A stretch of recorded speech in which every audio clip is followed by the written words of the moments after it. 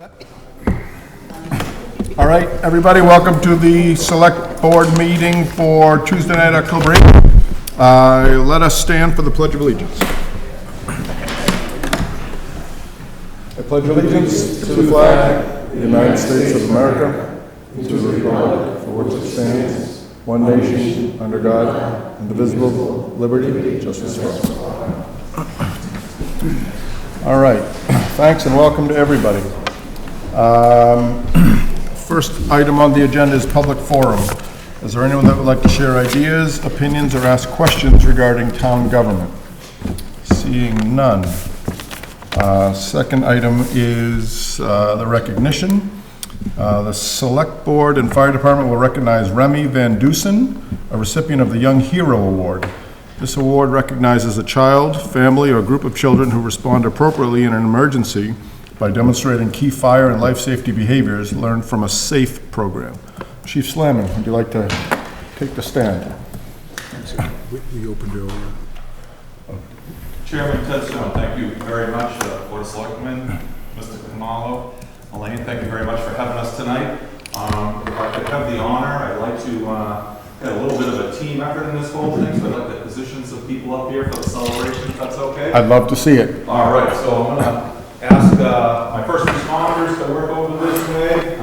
Same police, fire, first responders, I want to get you right up to this area if I could. You too, Chief.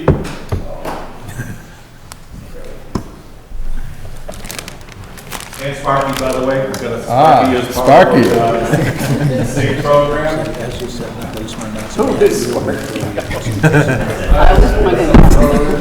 So Chief, as you're setting up, I just want to let everyone know that we did open tonight in executive session, and we closed that, and here we are in public session. So Wonderful. please. And I also have the marshal and Representative Secretary here, so we'll just get you into that spot, I think, and ready to go. Now, if I could get Remy and his family up here, that would be really special. I'm going to get you right into here, I think. Let you know what it feels like. And Mom and sister, you want to let Dad? Okay. All right, how's this look, all right? So you know why I'm so lucky to be fire chief? Because you get to see lives.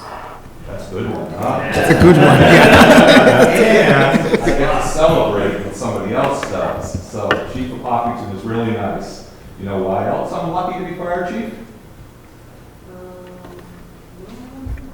Because I'm going to watch the smile and pride on your dad's face and your mom's face and your sister when we present you with this Young Hero Award, all right? And the last reason is I like looking at our audience. We've got the fire marshal here, a state representative, all your school teachers and principals and educators that are here to celebrate. The community is watching on TV, so this is a big event. That's why I like it, all right? So to get us started, I want to have our SAFE coordinator, Tim Healy, just tell us a little bit of a story, and then we'll get into your award, okay? Yeah, so I'll just set up the narrative a little bit about what transpired. So Mr. Van Dusen was stung by a bee. He went into his house not feeling well, and he collapsed. And he had said, "I'm really in trouble." And Remy had the courage and the education from the first responders and the educators to call 911 and guide the first responders to his house. Anaphylaxis is a very serious emergency. As I read the medical report, when they got there, his vital signs were critical. And if it weren't for the courage and the quick action of Remy, things could have been different, but today we're here. Nice. This job.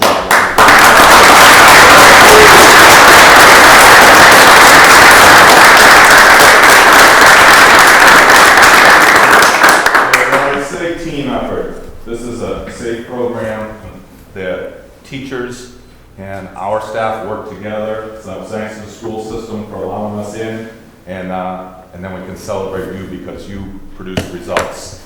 I want to bring the fire marshal up next to give you your first award, all right? Thank you, Chief, members of the board. Good evening, everyone. Thank you for the opportunity to be here with you, with all these public safety personnel and the great job that you've done with the partnership with the schools. Tonight, we're really here to celebrate the great work that you do, Remy. And I think it's remarkable because you had the presence of mind to react appropriately when you're faced with an emergency. And a lot of people don't have that same presence of mind. And I noticed that you've been able to answer a lot of questions. You've been quizzed the whole time that you've been in town all tonight. I noticed that. So I want to ask you a couple quick questions too. Do you know what week this is? No, sorry.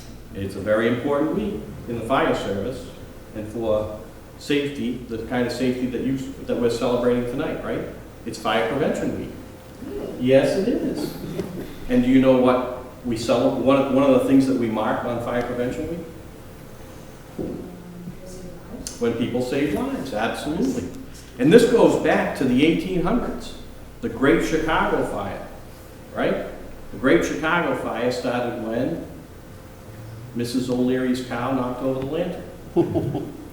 But what we have known is that through public education, through classes like you had, that we have the ability to really have an impact. You have an ability to really make an impact on people's lives if you know what to do. And I'm sure that when these firefighters and these police officers came into your class, when Sparky was around, and when you learned the important lessons that you obviously learned well, you had no idea that you were going to have such a dramatic impact on your dad and on your immediate family.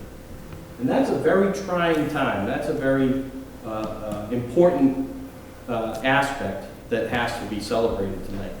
So, in light of that, and what we've been able to do in Massachusetts is celebrate actions like yours with a Young Hero Award. And the chief and the board asked me to come by tonight and to celebrate with you and to provide you with this Young Hero Award presented to you. It's presented to you in recognition of your ability to react calmly during a medical emergency.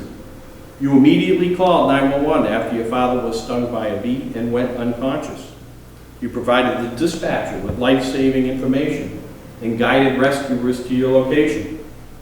The outstanding bravery and quick thinking you exhibited has earned for you the everlasting gratitude of the citizens of Massachusetts. And as the State Fire Marshal and a member of this team, I'll extend that to be a member of this team. I want to extend our congratulations and a job well done. Congratulations. Good job.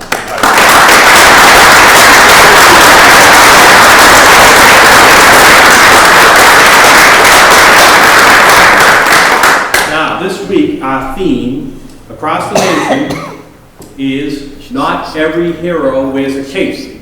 Plan your escape, right? And what we celebrate in part is the heroes and heroic efforts of people.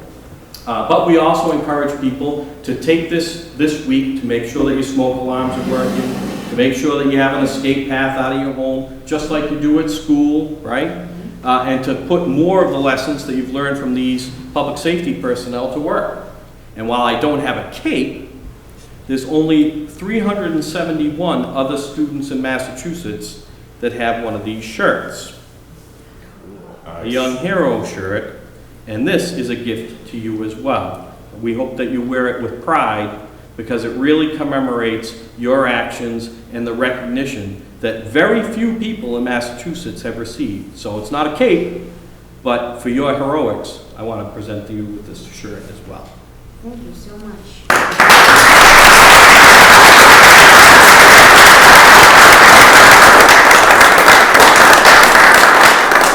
And finally, we'll bring up Representative Dykema. She has a little proclamation from the State House, so I have great. another one for you, Remy. So I first want to say congratulations to Remy's family.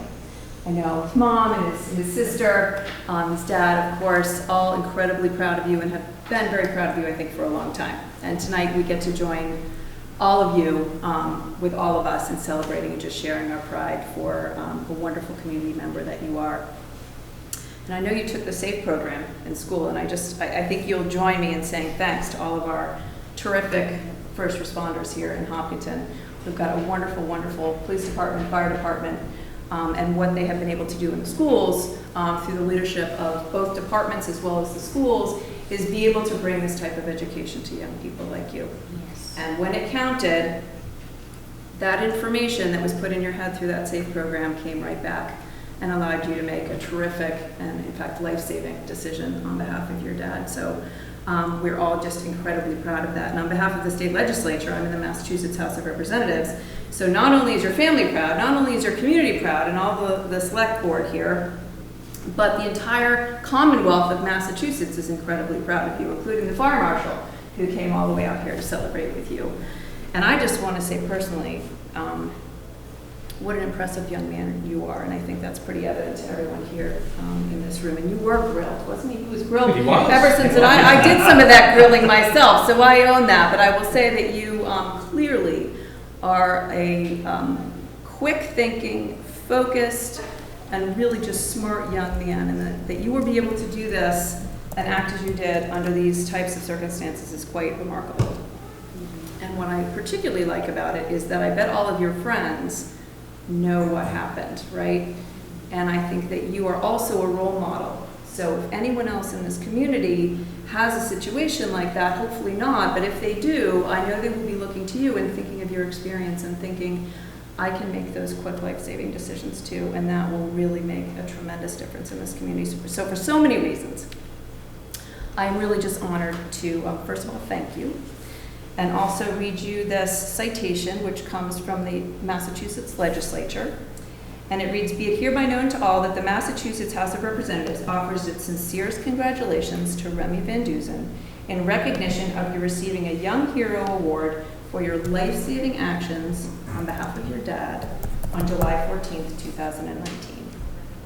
A day that I am sure is seared into your memory, right? Yes. And it is, it says, the entire membership extends its very best wishes and expresses the hope for future good fortune, continued success, and many, many more achievements in your future. I'm quite sure, in fact, I'm sort of thinking about my job. I guess I better be, I think you may be running for office one day. So, so this citation is signed by the Speaker of the House, who's the leader of our House of Representatives, and Carolyn Dykema as your state representative here in Hopkinton. So congratulations to you. Thank you so much.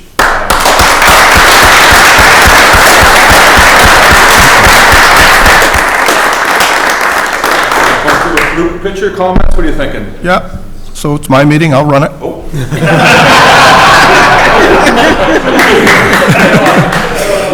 So Remy, I'm going to speak for the board right here. I am a lifelong Hopkinton resident. I am a now 4-year member of the Board of Selectmen. There have been many things that I have done on the Board of Selectmen that have been very, very cool. This tops it. This is absolutely the coolest thing that I've been able to sit through. The fact that you had the fire marshal, Ms. Dykema come out, the fire department, the police, what you did, I'm sure you know, is about as cool of a thing that you can do. In a couple of years, when you really can process it and really figure it out, it's going to be the coolest thing that you could ever do. No last-minute football throw in college football is going to even come close to the fact that your dad, because of your actions, your dad's going to be able to watch you graduate high school, he's going to be able to watch you get married, and he's going to be able to hold his grandkids. And what you did is by far the absolute coolest thing. The man who presented you today, about a month ago, did the exact same thing. But you know what? That's what he's paid to do, and that's what he's trained to do. We came up here and talked what a great job he did. He knew what he was doing, and we expect him to do that. We don't expect you to do that. That was the coolest thing that I've ever been able to be part of as a member of the Selectmen and now Select Board. So thank you very much from the bottom of my heart. It's the coolest thing that I've ever been able to do as a Selectman. So thank you very much and congratulations.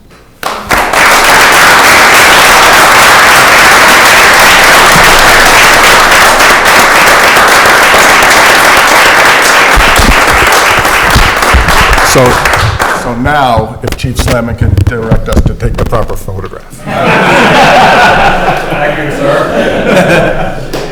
Do we have Yes. get the board up here and somebody can take a picture for us? I'm just gonna take a picture, really, all of you around, giving me, Chris, again, just getting you. Big stuff. No, I just wanted to say that, you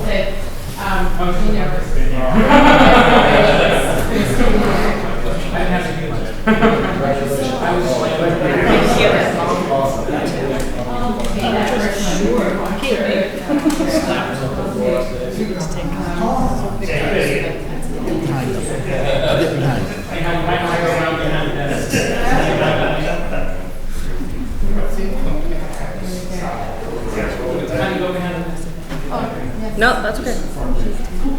I can't see. Not tall enough.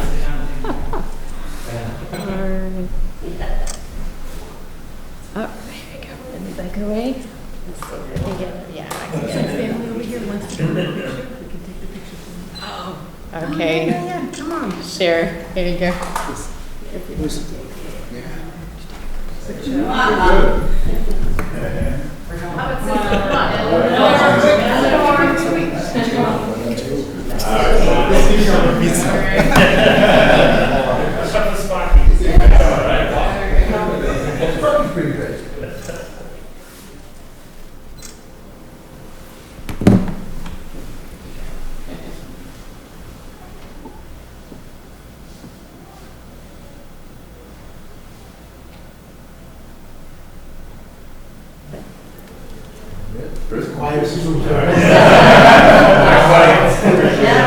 Pretty good crowd. Stay still until you stop. That was pretty good.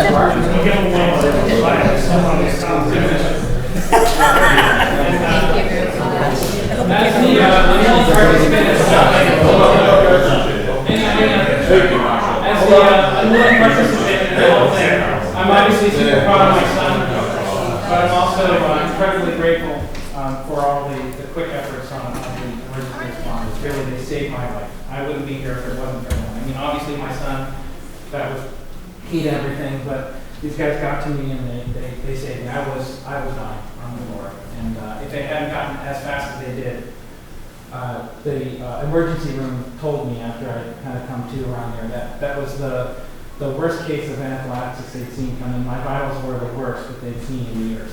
So I was definitely in a critical condition at that point. So thank you. You saved my life. So thanks, guys. Really. Thank you. Thank you.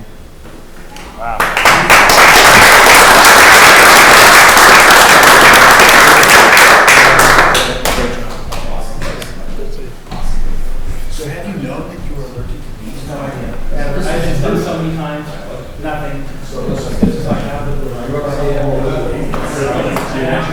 actually went back out for start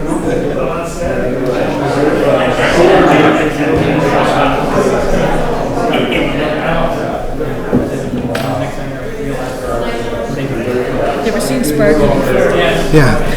Yeah. Yeah. Thank you. Let's take a picture.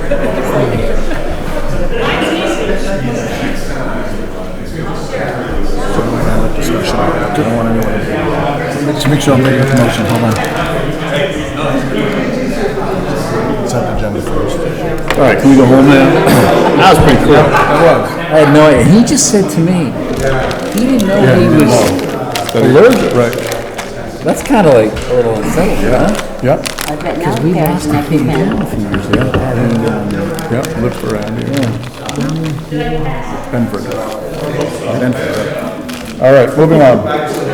Brendan, you're addicting us all to these things. I don't know if that's good. Good.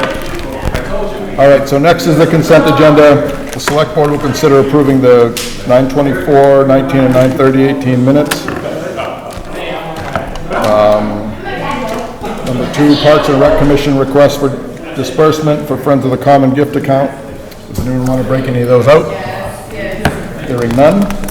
I'd like to make a motion to approve the consent agenda. Second. Okay, any further discussion? All in favor? Aye. All opposed? Any abstentions? Carries. Good. Number 3 on the agenda, Section 15, all alcohol beverages package store license, change of hours on Sunday, Siegel & Sons Incorporated doing business as Marty's Fine Wines and Gourmet Foods, 61 Main Street. Select Board will consider approving a change of hours application from Rachel Werrick on behalf of Marty's Fine Wines and Gourmet Foods at 61 Main Street. Current Sunday hours of operations are 12 noon to 6 p.m. Requested change of Sunday store hours of operations are 10 a.m. to 6 p.m. All other store hours will remain the same. 10 a.m. That's what I said, from 12 noon, so basically going from 12 to 10, which is within the parameters of what we've approved, right? Yeah. Townwide, so, I'll just, I thought we were 11 townwide. nope, 10. 10? Okay. I'll make a motion to approve the change of hours of Marty's Fine Wines and Gourmet Foods on Sundays from 10 a.m. to 6 p.m. Second. Any further discussion? Hearing none, all in favor? Aye. All opposed? Any abstentions? Thank you. Thank you, By the Rachel. way, great time. Yeah, Rachel. Outdoor. Yeah, Rachel did a fundraiser this weekend for the Underdog Foundation, Brad Canty's scholarship fund, and it was a rousing success. There were thousands of people from the town there. We got a little over $5,000. $5,000. What a great time. That's awesome. And it was a great event that brought a huge part of the town together. You know, we didn't need to have these big events. It was just tables and people standing around talking, getting to know their neighbor. And Becky picked up all the trash. good for her. That's good. Well, that's big, because that's very important. So thanks again, Rachel. Thanks a million. Thank you, Rachel. Thank you all. It looks fun. All right. Board committee and appointments. Select Board will consider making the following appointments. Michael Whalen as Veterans Grave Officer for a term to expire 6/30/24, and B. Jane Moran as Planning Board Representative on the Open Space Preservation Commission to expire 6/30/24. I'll make a motion to appoint Mike Whalen as Veterans Grave Officer for a term expiring 6/30/24. Second. Any further discussion? Hearing none, all in favor? Aye. Opposed? I would further like to make a motion to appoint Jane Moran as Planning Board Representative to the Open Space Preservation Committee to a term expiring 6/30/2024. Okay, any further discussion? Wait, needs seconded. Second. Question. Yes. So this is our appointment, but the planning board makes the recommendation, is that correct? Right. So this is replacing Fran DeYoung, who's no longer on the planning board. Got it. With notation to Fran DeYoung as someone who serves on that board, what a wonderful job Fran has done. So we'll miss Fran. So having the motion unseconded, hearing no more discussion, all in favor? Aye. All opposed? Abstentions? It carries. The Legacy Farms HCA agreement. Mr. Kamalu. Yes, through the chair, I request that this matter be discussed at a future Board of Selectmen meeting. Okay. It's fine, so we will table that to another meeting. So now we go to the Fire Chief, Police Chief, Town Manager, Performance Evaluation and Goals. The Board of Selectmen, the Select Board will conduct its annual performance reviews of the Fire Chief, Police Chief, and Town Manager and set their goals for FY20. We will talk to each of them about what they've accomplished for their 2019 goals and then discuss the performance rating. Then we'll talk about new goals for FY20. So the first we will do is the Town Manager. First, let's review the progress on each of the goals we set for last year. The goals were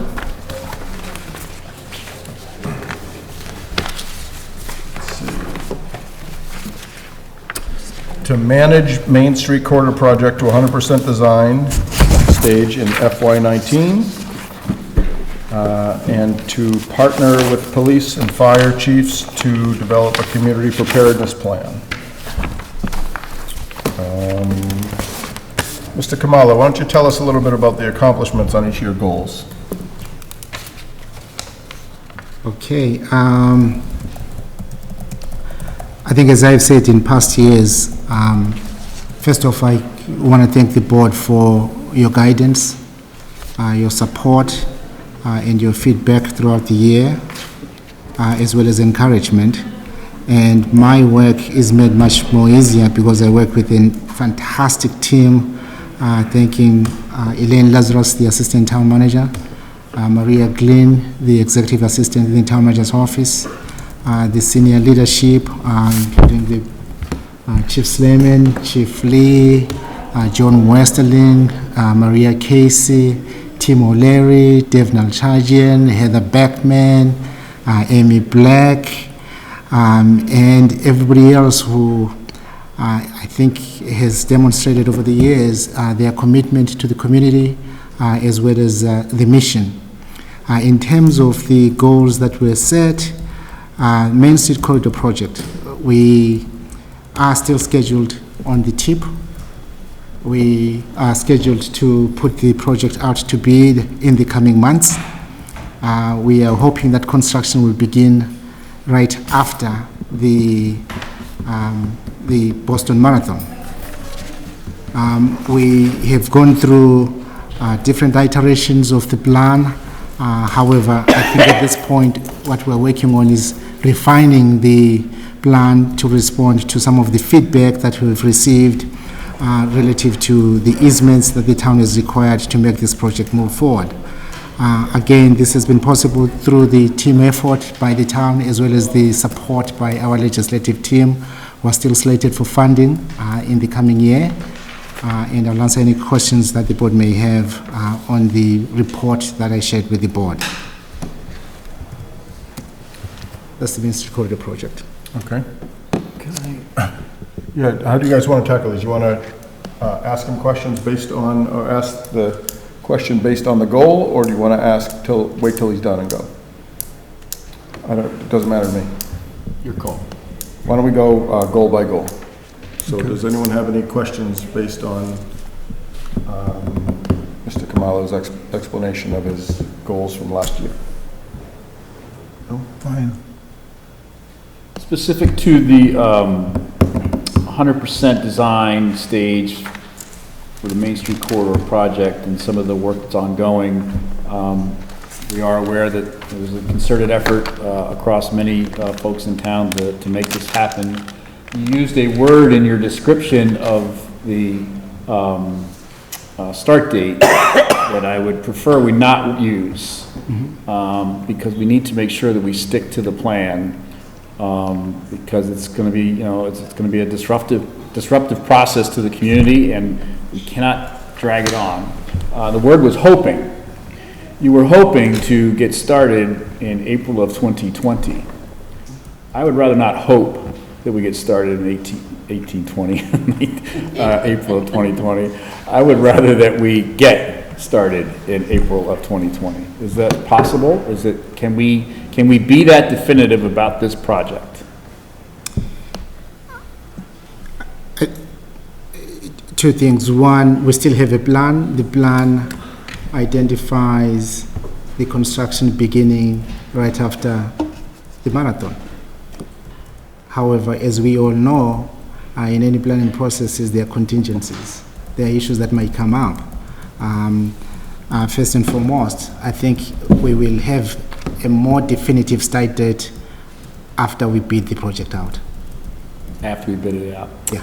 So one of the ideas that I had, thinking about this a little bit, to be sure that the community understands what's going on and that we work hard towards a schedule and we get a Gantt chart out and we get it all populated, is I'm thinking about a possible groundbreaking on Marathon Monday 2020 at like 3 or 4 o'clock in the afternoon.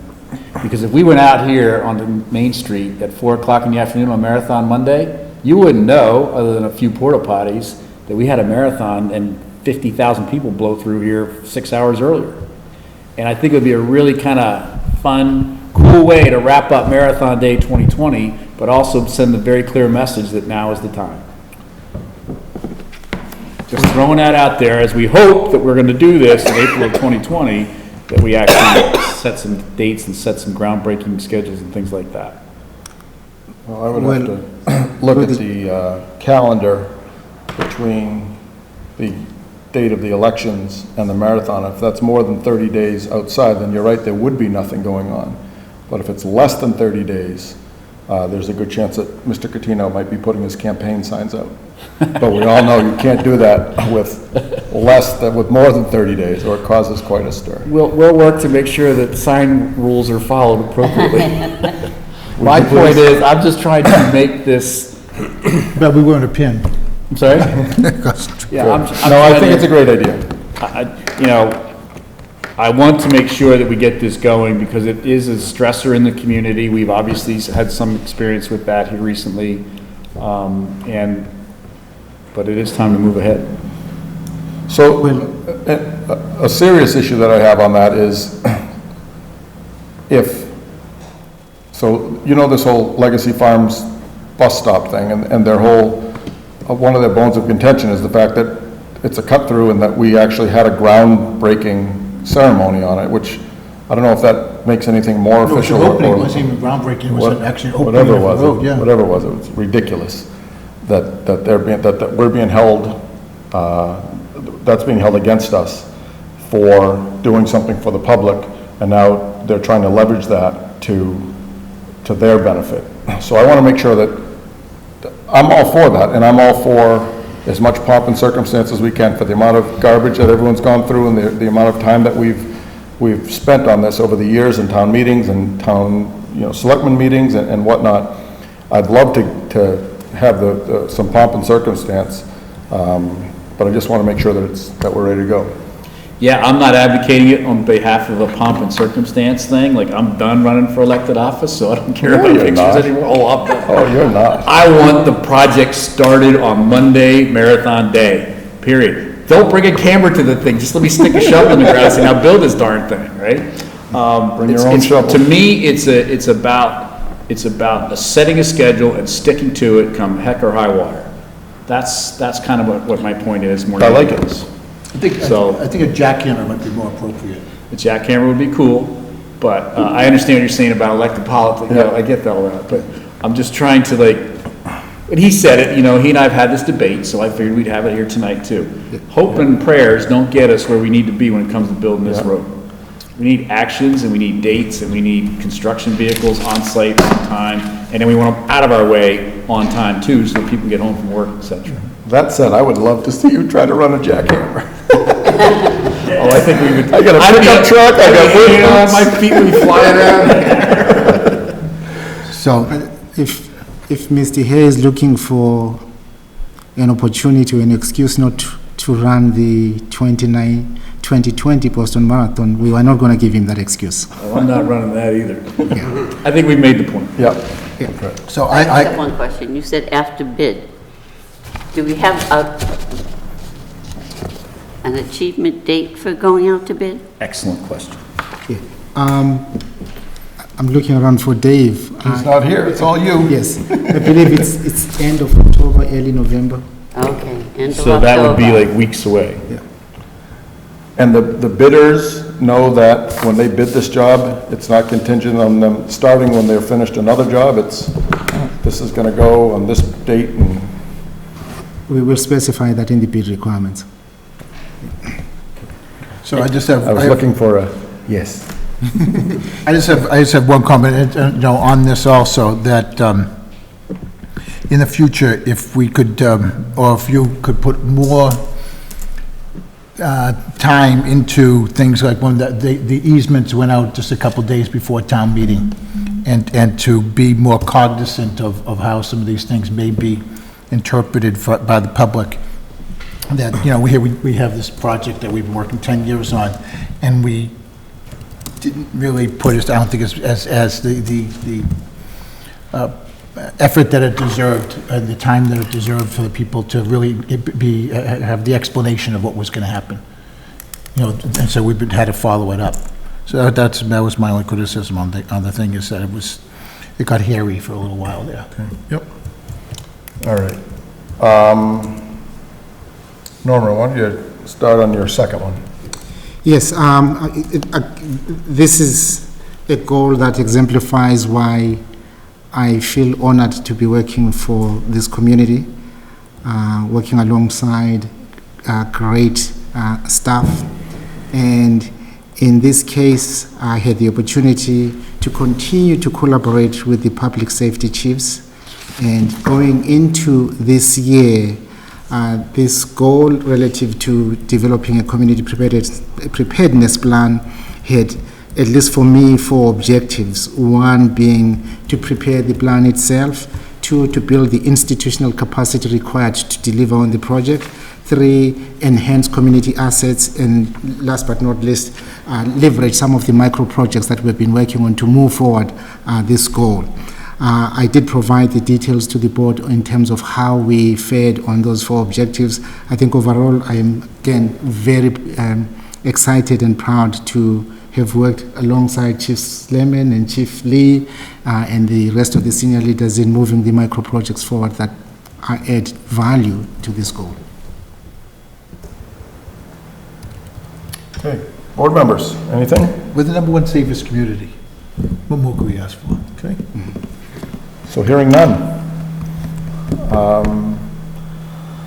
All right, so board members, what rating do you recommend for Mr. Khumalo? The choices are unsatisfactory, needs improvement, satisfactory, above satisfactory, or clearly outstanding.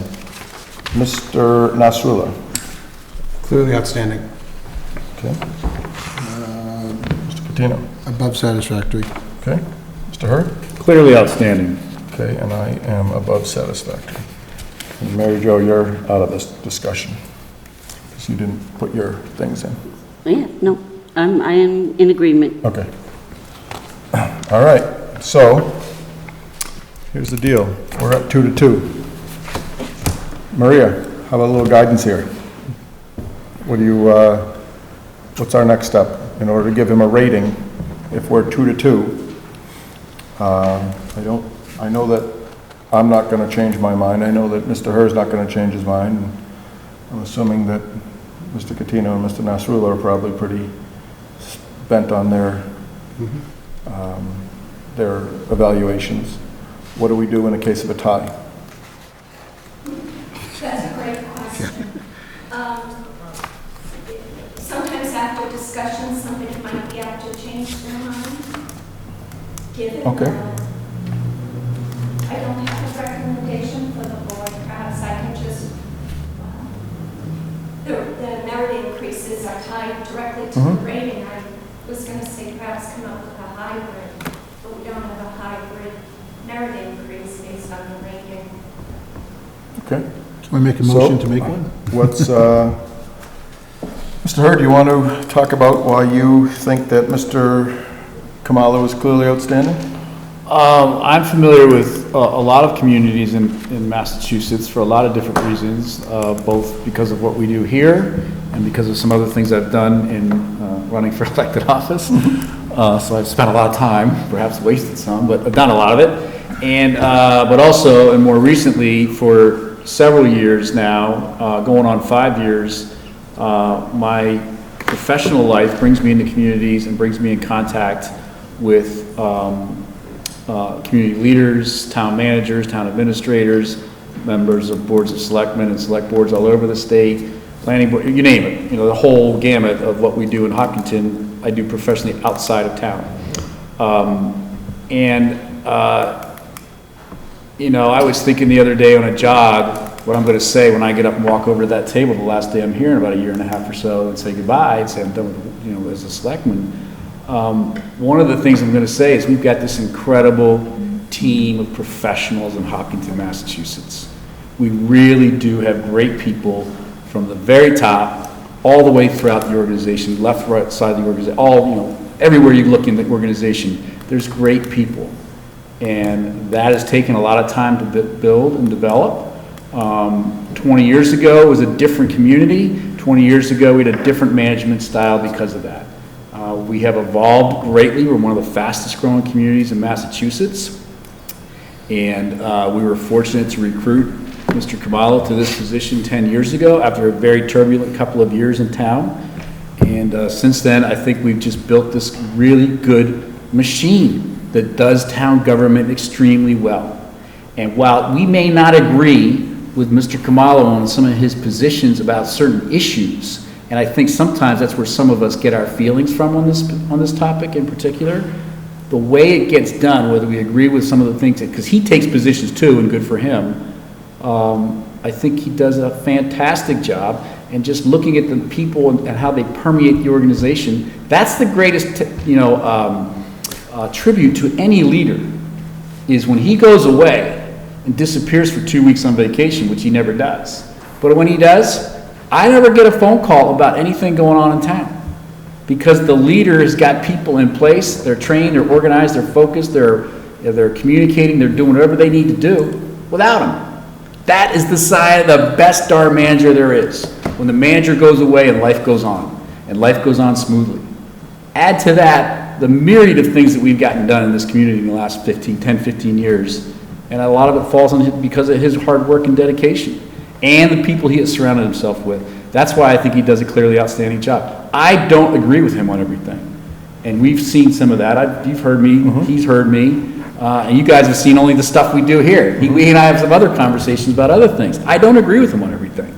And sometimes he really annoys me.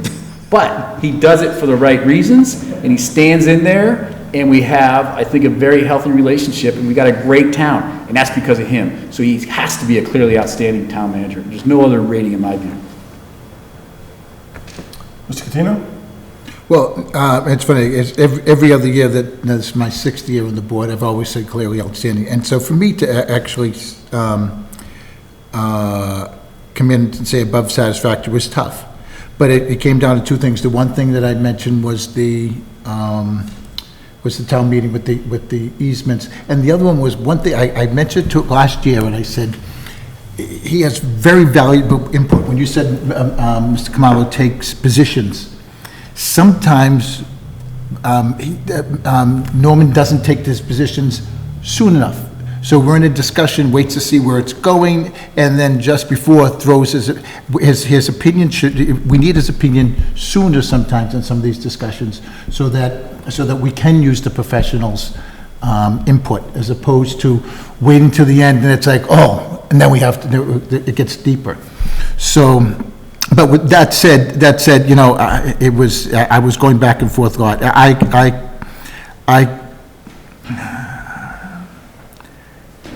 I can switch to clear. You don't have to do that now. No, We're going to it's discuss it fine. now, and then we'll take another vote. Okay. Mr. Nasrallah? You know, I think it all comes down to leadership. And, you know, I think Norman has really led this community, has led this board, all the town boards, with strength, with direction, and, you know, there is a certain feeling that I can have, that I know that something has been, that he's got it, he's under control, he knows what's going on, he knows all aspects of the situation. You know, Brian has said that, sometimes he takes positions that are counter. His position is not to be a yes man. It's to contemplate and to think things through and to come up with his own decision. Not decision, but his own recommendation that we can then digest and determine whether or not this is the right way to go or not. He has never failed to do that. In every opportunity, every situation, he has come through with a well-thought-out recommendation, a well-thought-out reasoning for why he is doing what he's doing. Further, I think everything that we put on his plate, he has handled with grace and with dignity, and has followed it through to the end. The easement things, I certainly understand, could have been handled better, but I think this was also somewhat of a state-mandated issue, where these letters and the language in the letters has to be worded a certain way. So I can't fault him for complying with state law and state requirements in those situations. Given my experience here, it's only been 2 years, but given my experience in these past 2 years, I can't think of any other reason to say not to say clearly outstanding. So for me, in order to get a clearly outstanding, you need to be the laborer in the company, and all of a sudden you're taking on the project manager job. You do an awesome job, absolutely awesome. You're there 24 hours a day if I need you, I can call you. You give me, like others have said, you give me your take on the item, at the issue at hand, which I appreciate. You are 1,000% pro Hopkinton 100% of the time. even in some of the most tumultuous times that I've had as a selectman, where I've had to talk to you, you've always maintained, every decision that you've made has always been for the best of Hopkinton. And that's a great quality. That's a quality I would expect in a town manager. It's a quality that a lot of towns probably don't get, but we do. So I think that, I know that in my years of managing people, I've never given a clearly outstanding. I don't foresee me changing my mind today. You want a clearly outstanding? Do it for 50 grand a year. Do your dentist 50 grand a year and you will get a clearly outstanding. But you are a treasure in this town. There's no two ways about it. And what a lot of people that may either know about you or have heard about you is everything is legitimate and from the heart with you, and you truly care about the town. And for someone in this town that has been in this town for a while, I truly appreciate that. That said, I will not change my grade. So explain to me your logic, I'll call it. I don't have to explain my logic. But I didn't understand what you said about the manager picks up the shovel, or what? No, it's, in order to get clearly outstanding, if you were someone that wasn't expected to do a phenomenal job and to take control and do absolutely everything, And you did a and you phenomenal- did it. So you then expect a phenomenal job. I expect a phenomenal job out of him. And I get it. And I'm not looking back 10 years ago. I'm looking back from our last review. You're looking back 10 years ago. Yeah, I look at it as a whole. Yeah, you shouldn't. What I do. I know, you're wrong. We actually have a, guidance as to what clearly outstanding would be, and that's clearly exceeds by a significant degree most of the major requirements of the job while maintaining fully satisfactory performance and maintaining in remaining duties. Yeah, I don't think that he, so that's where the subjectivity That's our comes standard, in. and So, rather than get into one of those type of contests, I have a feeling that, well, let me take another vote. Why don't we start with Mr. Herr? CO. Irfan. clearly outstanding. Mr. Catino? Clearly outstanding. Okay, you win. Again, Mr. Kamala, you win. All right. Did you get that, Maria? I got my points He's across. clearly outstanding Speak up. by 75% of the board. Yes. Yeah, through the chair, if I may, when considering, all three candidates, the Yep. town manager, police chief, and fire chief, and I discussed it very briefly with the assistant town manager, but I've never said this before, so I'm really going to be bold, and I'll go on the record. Well, there's a whole thing, you're covered by the whistleblower, so don't worry about it. Nothing like that at And you've got a all. chief behind you. But I Another wanted to whistleblower. share, and as many of you know, I've worked in 5 other communities. I've worked town and school. I've been labor and management, 20 plus years of municipal experience. And one thing that Hopkinton expects is to do everything. And sometimes that's not humanly possible. I know it's still the expectation. And many communities set goals and they don't deviate from them. They don't set the 3 major goals and everything else. And every resident request we say yes to. And that does impact, all employees because we're all trying to be exceptional. And sometimes, quite frankly, I'll speak for myself, I fall short because I can't do a million things. I'm going to try. So just when you think, you have the responsibility for 3 people, but it filters down throughout the organization, and the assistant town manager and I were just talking about, we never say no to anything. So I think it does make Hopkinton #1. I think it makes it exceptional. I think the employees here really love it and strive for that. And I think that's something to consider when you evaluate. Thank you. Thank you.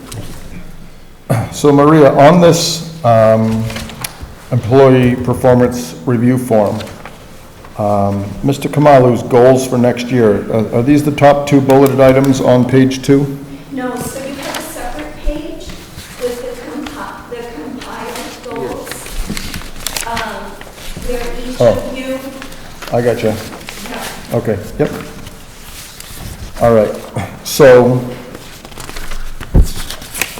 let's talk about the 3 new goals for this fiscal year. So why don't we start with, John? Why don't you talk to us a little bit about what you'd like to... Yeah, well, this is one that we've started before, but my number one is to try work collaboratively year-round with the superintendents of schools on the budgets, so we have like no surprises management, because it seems like, you know, we follow our budget goals and our budget timeline, but, you know, it's sort of what happened to us at the meeting the other day, where we worked out the numbers, and then the feedback was, we're not even gonna come close. And then Mr. Herr had to jump in and say, oh, well, we don't have to go by numbers and stuff. But, you know, but if we can work, you know, year-round, it may make the whole system go better. And over the last couple of years, it has gotten better, but to really make it a priority to work it out ahead of time, so we know what's going on. You know, at the end of the year, you know, find out what their budget, what's still in their budget before they pay ahead and all that kind of stuff. So we know what's in their budgets, and so everything's more transparent. Okay. So I have the draft goals in front of me. It looks like 3 out of the 4 of us wrote Main Street corridor, have it shovel ready after the 2020 marathon. The only thing that I would like to do after the 2020 marathon, so it would be shovel ready in June of 21, and that would still be considered shovel ready after the Boston Marathon. So I guess we'd have to put like a time, a month, 3 weeks, 2 weeks, 1 hour. We'll have Back to an earlier conversation. Back to an earlier conversation. So, so I guess we can touch on that. Irfan, why don't you tell us your goals that you came up with for Norman? So, it's not as though I opposed the shovel ready for, and the groundbreaking for the Main Street corridor. I'm actually completely on board with that. One of the things that I was thinking as we went through this was increased community engagement through with the Main Street corridor project. One of the issues I think we've all seen is the easement issue come up, and I think some of that could have been done, could have been improved.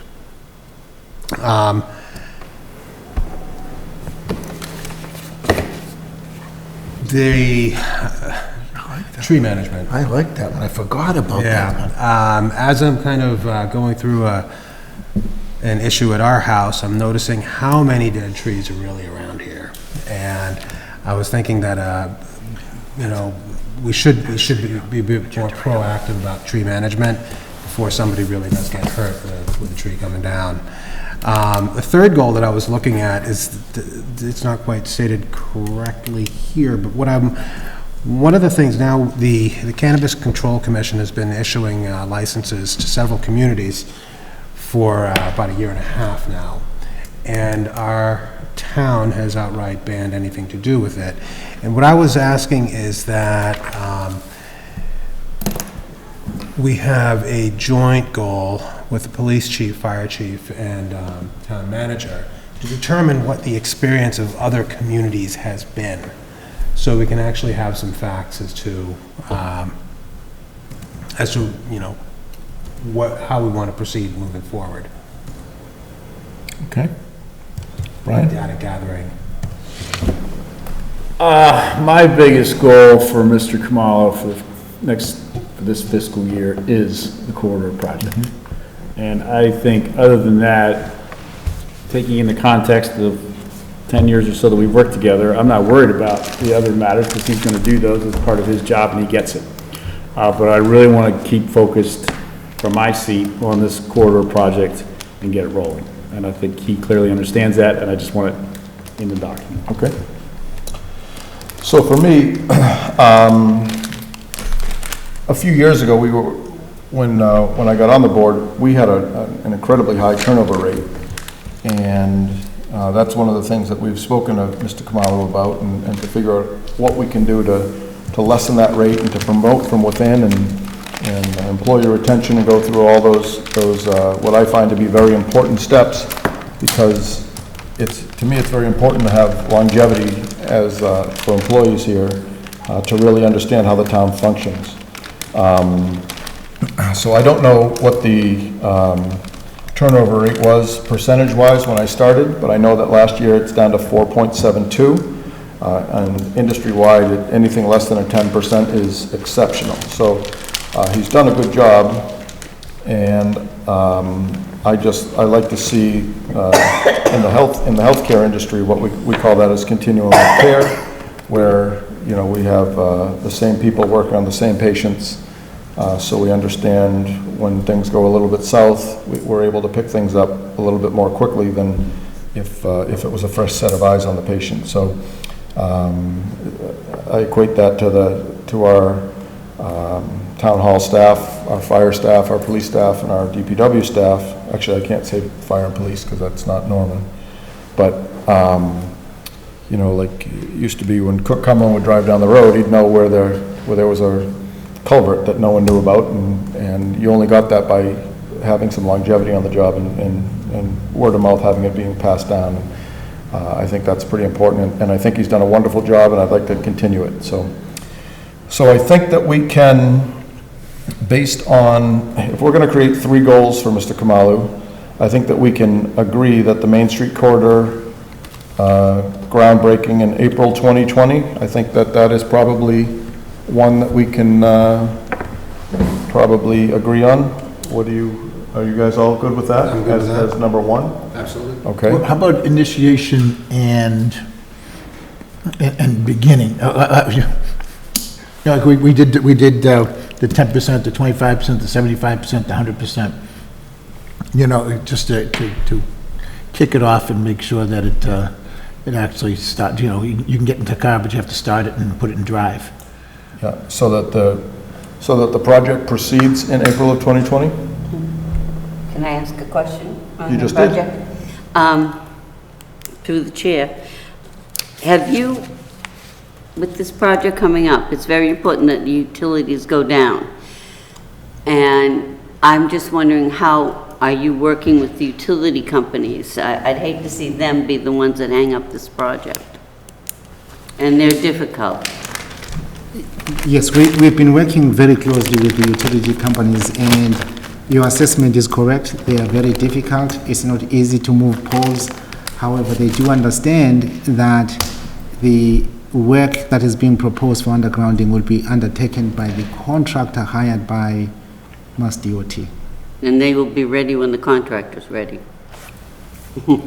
Part of the work that's being done now on Main Street is leading to making sure that they are ready at that time. However, I do agree with you. They're very difficult to work with.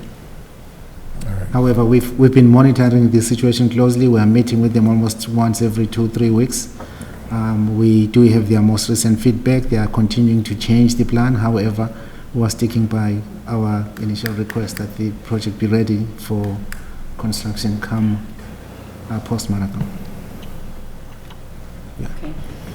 Get on it. All right, so for goal number 1, Main Street corridor groundbreaking and commencement in April 2020. Is that acceptable to the board? Yes. Yes. Okay. So that's, Question? yeah. Mr. Kamal, is that acceptable to you? Based on the plans that we've received, yes. Okay. Yeah. Okay. I'll check in with Dave, and if anything changes, I'll let the board know. Okay. So the second goal, I looked over, obviously, I always think mine's the best, but after looking into Mr. Nasrallah's, the proactive tree management, I think that is a very, very important one that we really only kind of get fired up on when Joe Regan shows up. So I would love to put that as a hot button, front burner item on your goal list. Do you think, so I think we need to be a bit more descriptive on the ensure proactive tree management. I think we need to actually have tangible results on that. You know, the town did approve them buying a bucket truck, so they should have a bucket truck. I would imagine that if that $200,000 bucket truck is on its way, that they've spent a couple of $1,000s and trained an employee to how to run that bucket truck. So when the bucket truck gets here, which I would imagine would be relatively soon if it isn't here already, they should be able to hit the ground running and have a kind of a comprehensive idea of where the danger zones are for the dead trees at this point, and how to move forward and kind of triage what needs to be tree removed. Do you think that that's something that's in your purview? I'll need to discuss the way forward with John Westerling, the DPW director. I think first and foremost, we need to have a plan that can build upon the resources that we have put on the ground, number one. Number two, incorporate into that plan some long-term sustainability measures. And then three, have identifiable targets, i.e. what are we going to be doing each year? Yeah. Yes. So I understand all that, and that's a great concept. However, the state of the trees right now are dangerous, very dangerous. And I'd hate to see, Mr. Herr out for his run and have him get hit by a branch. Not as much as I would hate to see a kid at a bus stop get hit by a branch, but there are some very perilous areas in this town with dead trees in precarious spots. I like the idea of making this a goal, and if it's a goal for you, we know that Mr. Westerling is going to perform, probably outperform, based on your urging.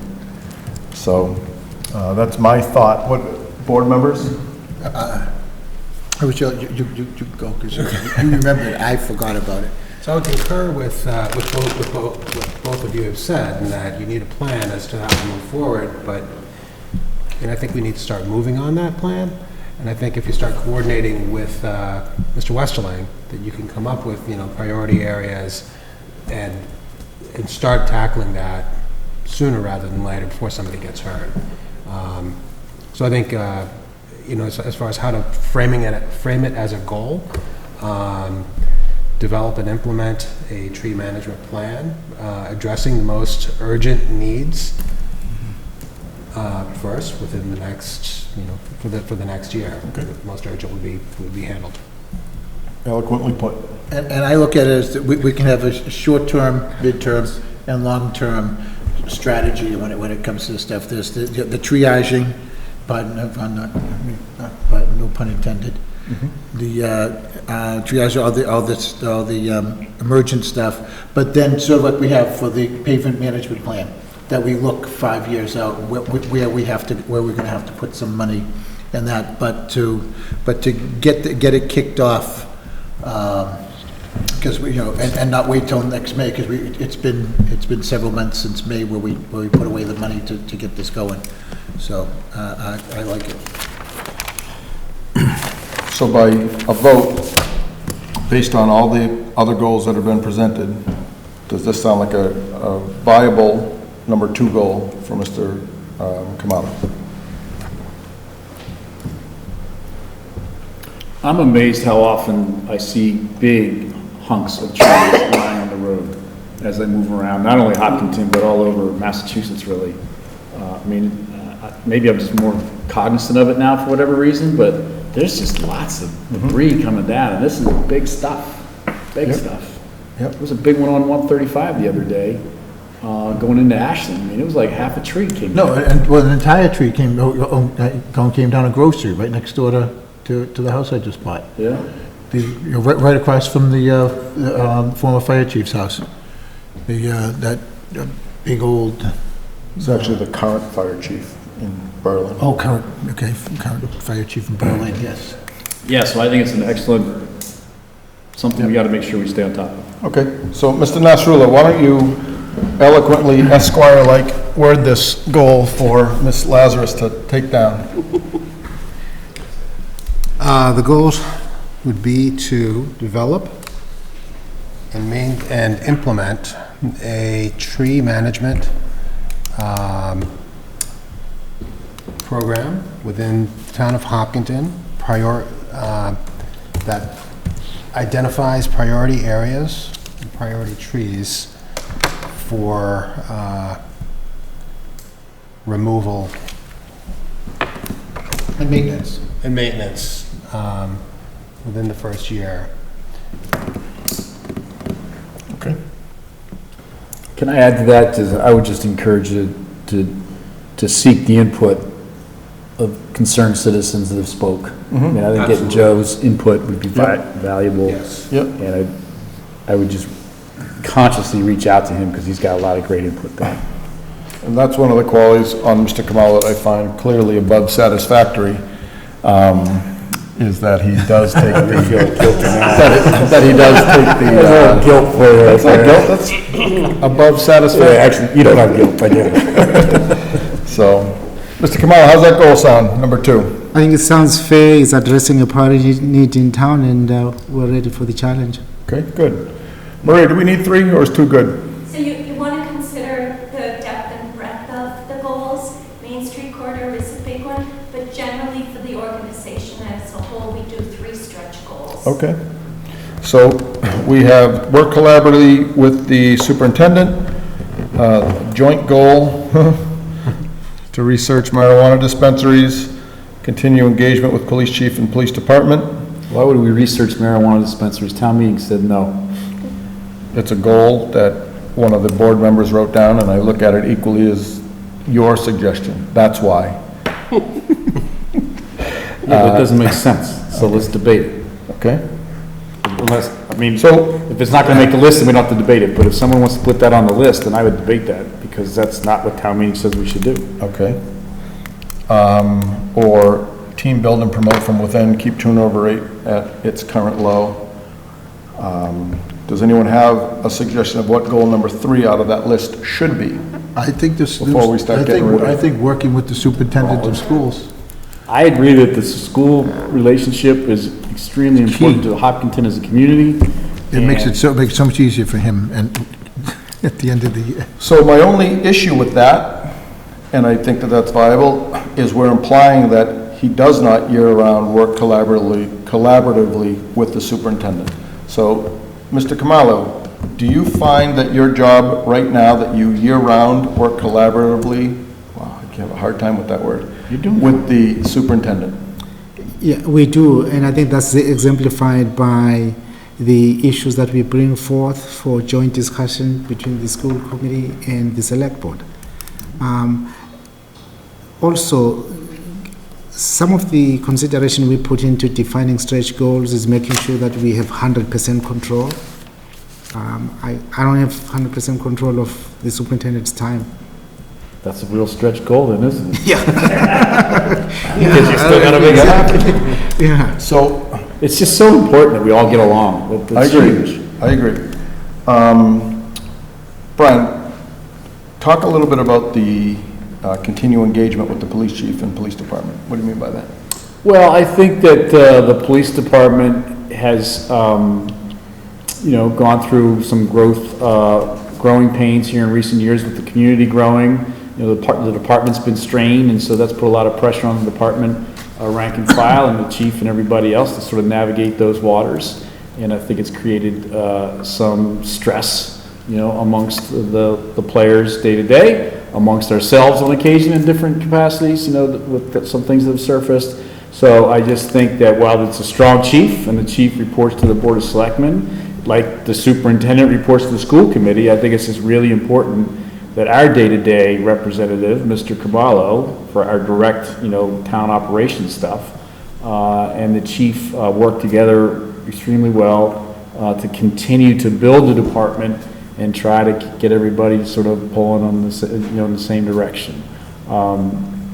I'm not saying that's not going on, but I'm saying that while we've made some good progress, and we're going to talk about that when we get to the chief league, because I've got that noted in my thoughts for the chief.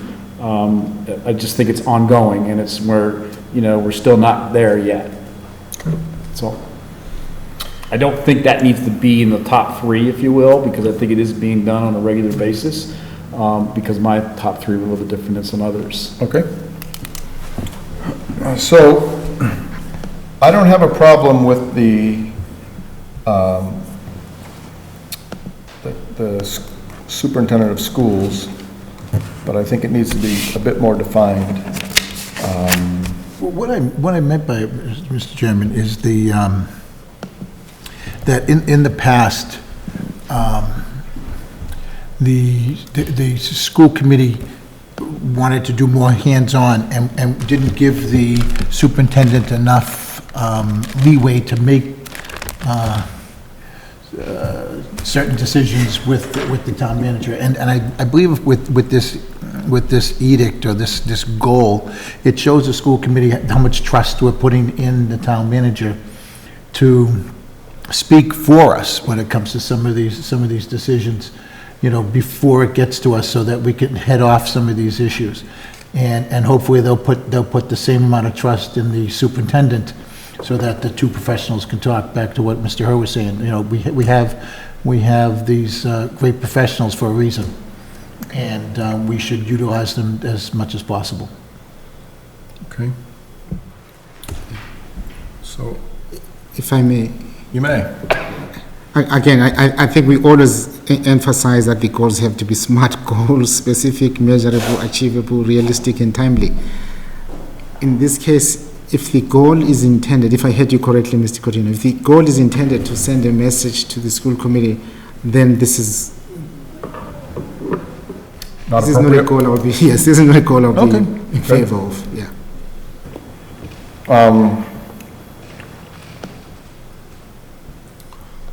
So, if we were to jump over to the team build and promote from within, Okay, then I'm in for that one. is there,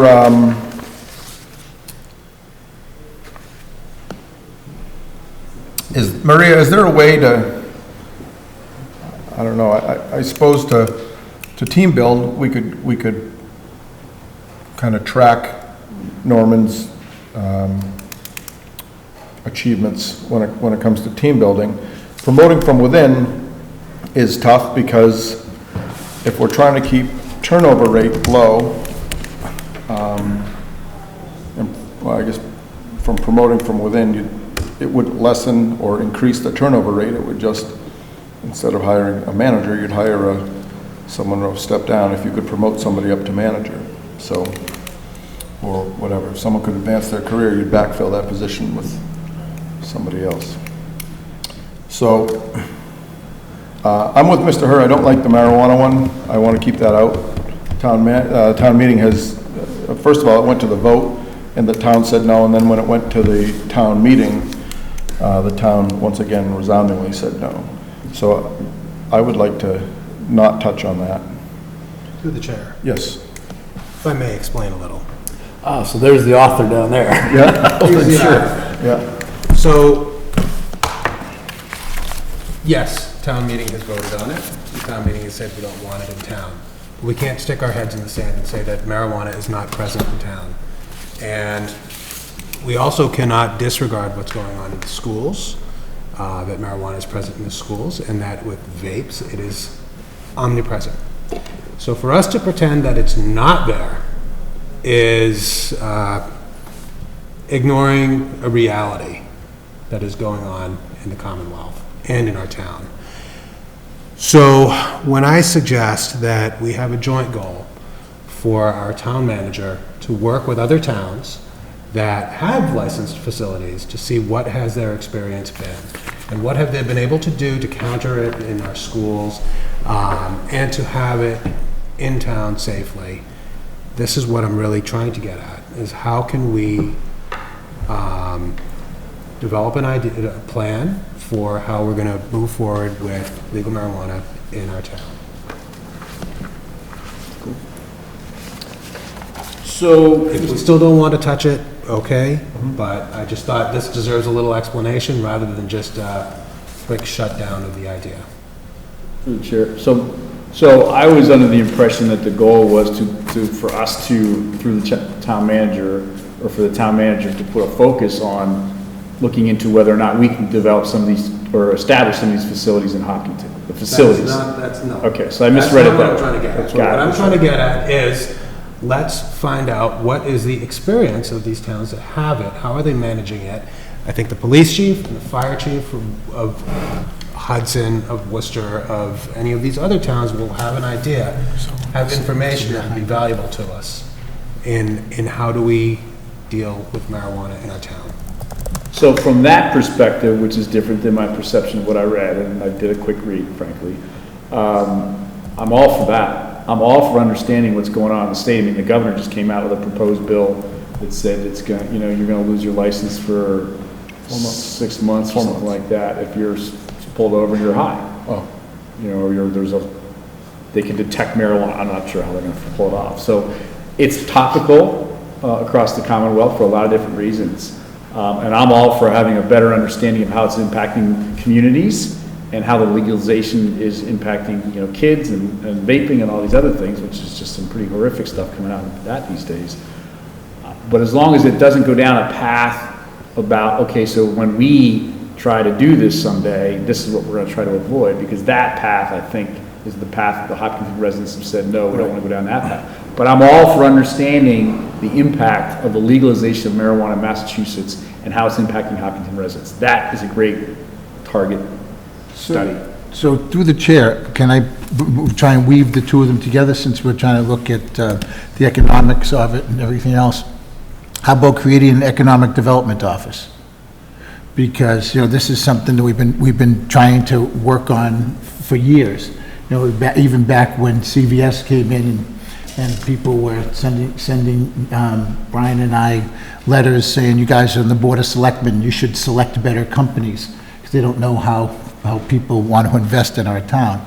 But if we have an economic development office, maybe, staffed part-time, or at least a plan to look ahead and try and figure out, help market our town, and to look ahead and try and stop some of the pitfalls that other towns run into, and it's just a broad stuff when it comes to taxation and bylaws and everything else.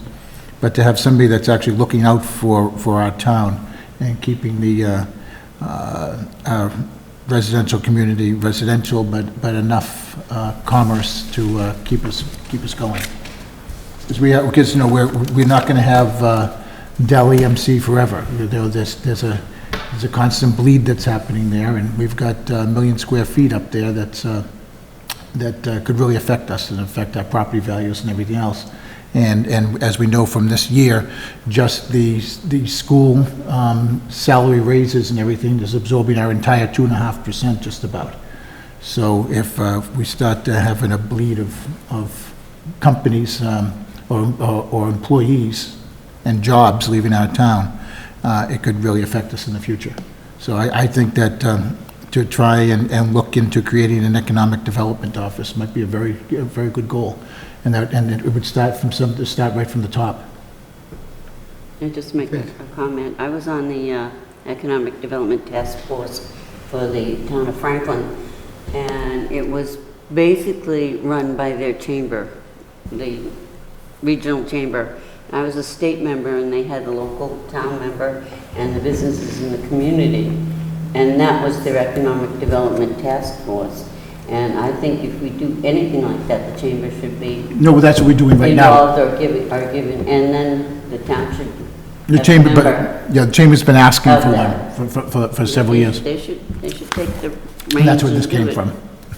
The growth study committee and the chamber. All right, we're going to be here till midnight. So did we wrap up with the marijuana discussion? If we don't have a third one, I'm going with two. Yeah. Hold on. Mr. Tedstone, if I may, one of the things in the meat of the evaluation was the parking lot. Solve the parking problem? We do have. Pumped on the two other big ones? So put shovels in the ground on those. I'll go for parking. I'm always going for parking. Because that's part of the whole corridor thing and making sure people aren't, you know. Yeah, because we're definitely gonna need, Retention. okay. All right, I'm in, I'll make a motion to add, parking. Motion. Parking lots. Yeah, for the Yeah, third. we're not at motion stage yet. Have the, yes, Parliamentary, Mr. Kamala. so- If I may, give the board an idea. Only through the chair.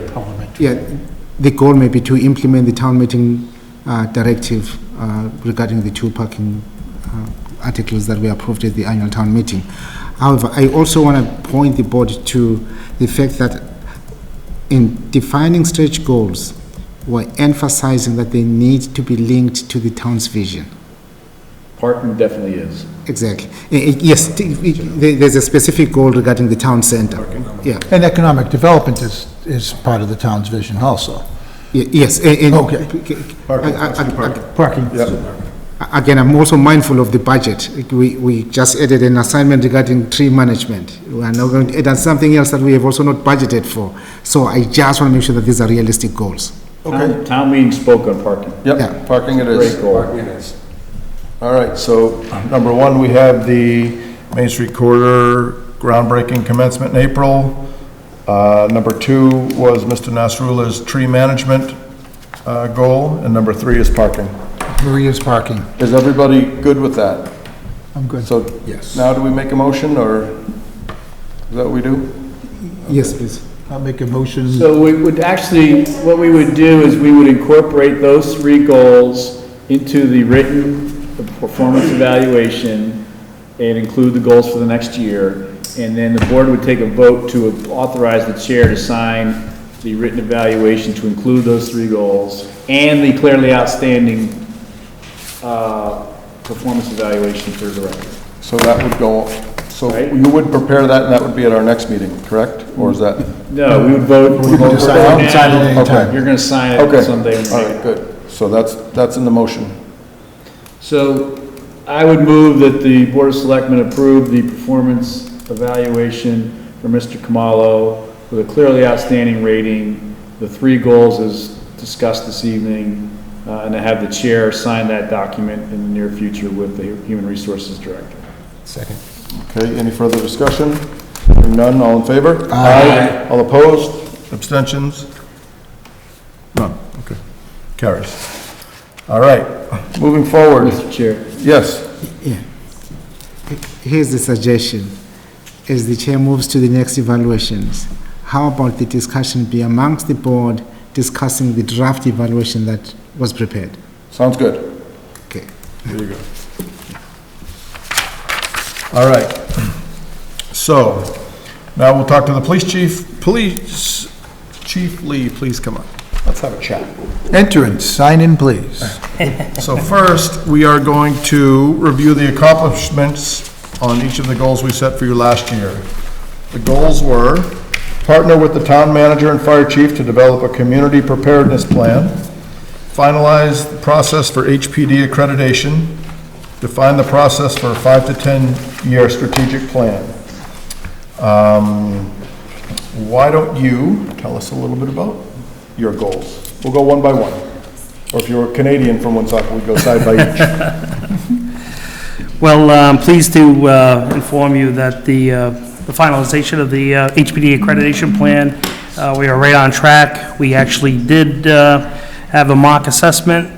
We passed with flying colors, and we will soon be receiving our certificate of certification certificate for accreditation. We worked hard. Lieutenant Jay Porter was the accredit manager. We developed over 270 standards, and the agency, which does the inspections, was extremely impressed with the amount of detail in the accreditation process we did in a timely manner.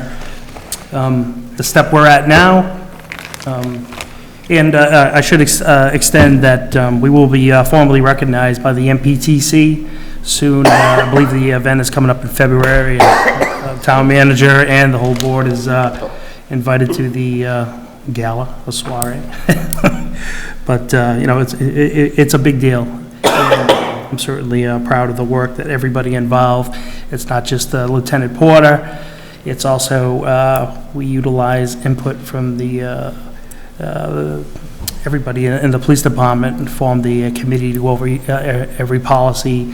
We seek buy-in from the union in order to make the process run a little bit more smooth, avoid any bargaining situations, and I'm very excited about it. We are at a point now where full accreditation can be attained within a year's period, based on the amount of policies and standards that we have already developed. We're way ahead of schedule, and it's just more or less fine-tuning everything that the assessors came in and rated us on. So that will be done within the year. Well, Chief, so you're good on that one, right? Absolutely. Board, do we have anything? I think we're right on track. Good. I appreciate the hard work. Good, moving forward. Chief? The 10-year strategic plan is moving forward. Not only did we define it, we are well into the plan.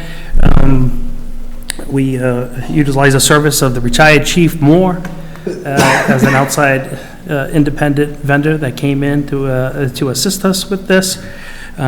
We have already completed the outside external survey with the public, and I am more than pleased, and we've shared some of those results with the board and the town manager, and they've been extremely high. Other great news is we also did an internal survey where we have a commitment from every officer and dispatcher involved, and I'm pleased to say that the morale, this is just a snapshot, we're still going to study the results, is extremely high, as well as job satisfaction. So that's a great thing in a police department. The percentage that we got back was very high, and it's not normal for any police department. You're always going to have a few disgruntled, but we were very pleased with the results. We've reached out to all our stakeholders in the community, see what they envision with the police department in the next 5 to 10 years, how we can work together, better things in towns. We will have a stakeholders meeting on December 12th, and then we will move forward to developing a plan. Okay, board members, anything on that? I think it's in the right space. Yes. It's all good. I think you're on track. Everything is going, great work. Everything I've seen, I'm very impressed. Good. Number 3, partner with the town manager and fire chief to develop a community preparedness plan.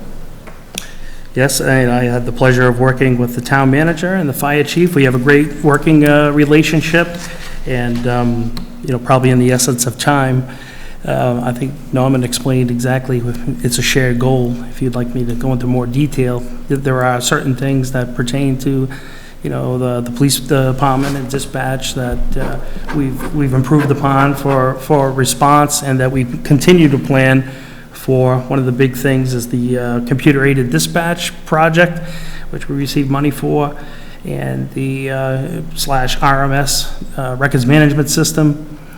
We've narrowed down to a certain amount of vendors, and and we're looking for the best product that serves.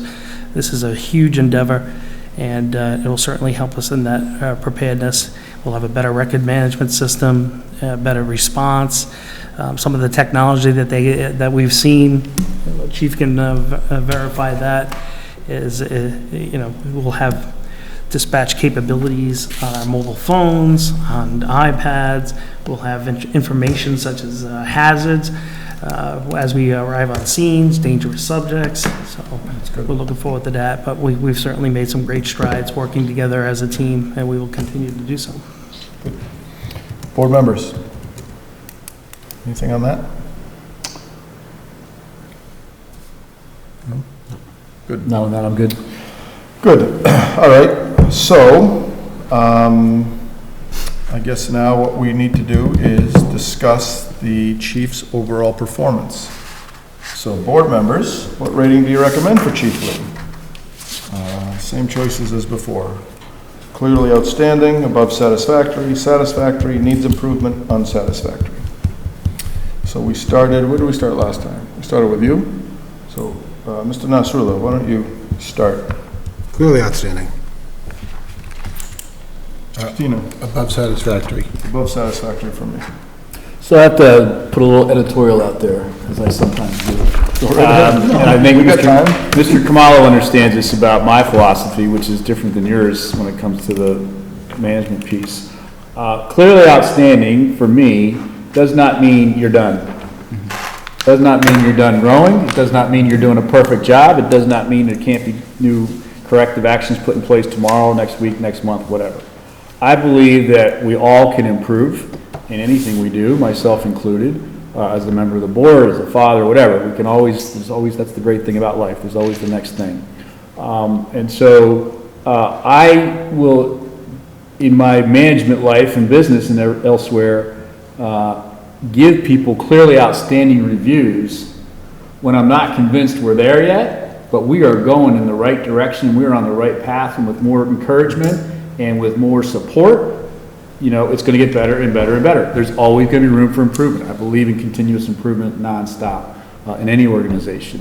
So my view of Chief Lee in the last fiscal year is that he's doing a clearly outstanding job because he is on the right path and he is making significant headway now, whereas the first couple of years the chief was with us, I did not give him a clearly outstanding. I'm sure he remembers that too. You know, because I thought there was some learning there and we just weren't kind of on the path yet. But I feel we're on that path now, and I feel strongly about a clearly outstanding rating. That doesn't mean we're done, chief. That doesn't mean, you know, hang up the belt there and we're out. It means you're on the right path, you're doing a great job, and we need to continue to do a great job, if not a greater job going forward. Appreciate that, thank you. I think Mr. Herr has done an excellent job summarizing where I stand on this as well, and how I feel that we'd had a spot, you know, we had reviewed him last year, and I think he has taken the advice, taken the recommendations, and he has ran with it. Thank you. Mr. Coutinho. So this year, I was just going to, said I was going to be tough for all. You know, that's what it came down to. You know, to what Mr. Hurst says, that I just wanted to give people some room to move up, and you know, I guess encouragement does it just as well. You know, I wanted the chief to be stronger and not back down when it comes to budgets, when he really absolutely needs stuff, and to advocate more for his guys and push for, you know, I'm not as tough as I guess I think I am. I agree with you. On the toughness part. So, Chief, I think you do a great job. I think, you know, what the last couple of years has been kind of tumultuous. I applaud your promotion of Deputy Chief Bennett. I think that you've done a good job kind of reining in the craziness that ensues around all the police departments. Hopkins is not in a bubble. You know, every department's going to hit bumps in the road, and I've been fortunate to have pretty good knowledge of how your department has worked for the last 30 years professionally. Before I was 18, that was all amateur stuff. And your department is definitely headed in the right direction. I'm not saying that it was ever heading south. I'm saying that this year I don't believe we've lost anyone that's in this fiscal year that's gone to another department. And then we've had multiple bumps in the road that we discussed in the back room that we can't discuss here, that I think you've done a very good job weathering the storm. So, that said, I'm not going to change my rating, but I will put it to a vote. Mr. Nasrullah. CEO. Clearly outstanding. Go ahead, Flipper. Mr. Herr, you're not going to change. Yeah. All right, so it carries. Mr. Herr flips on everything. He doesn't flip. We'll get you next year. That could be construed as a threat. So, and to add on what I've said to his above satisfactory review. You've had, so since May, I've been the chair.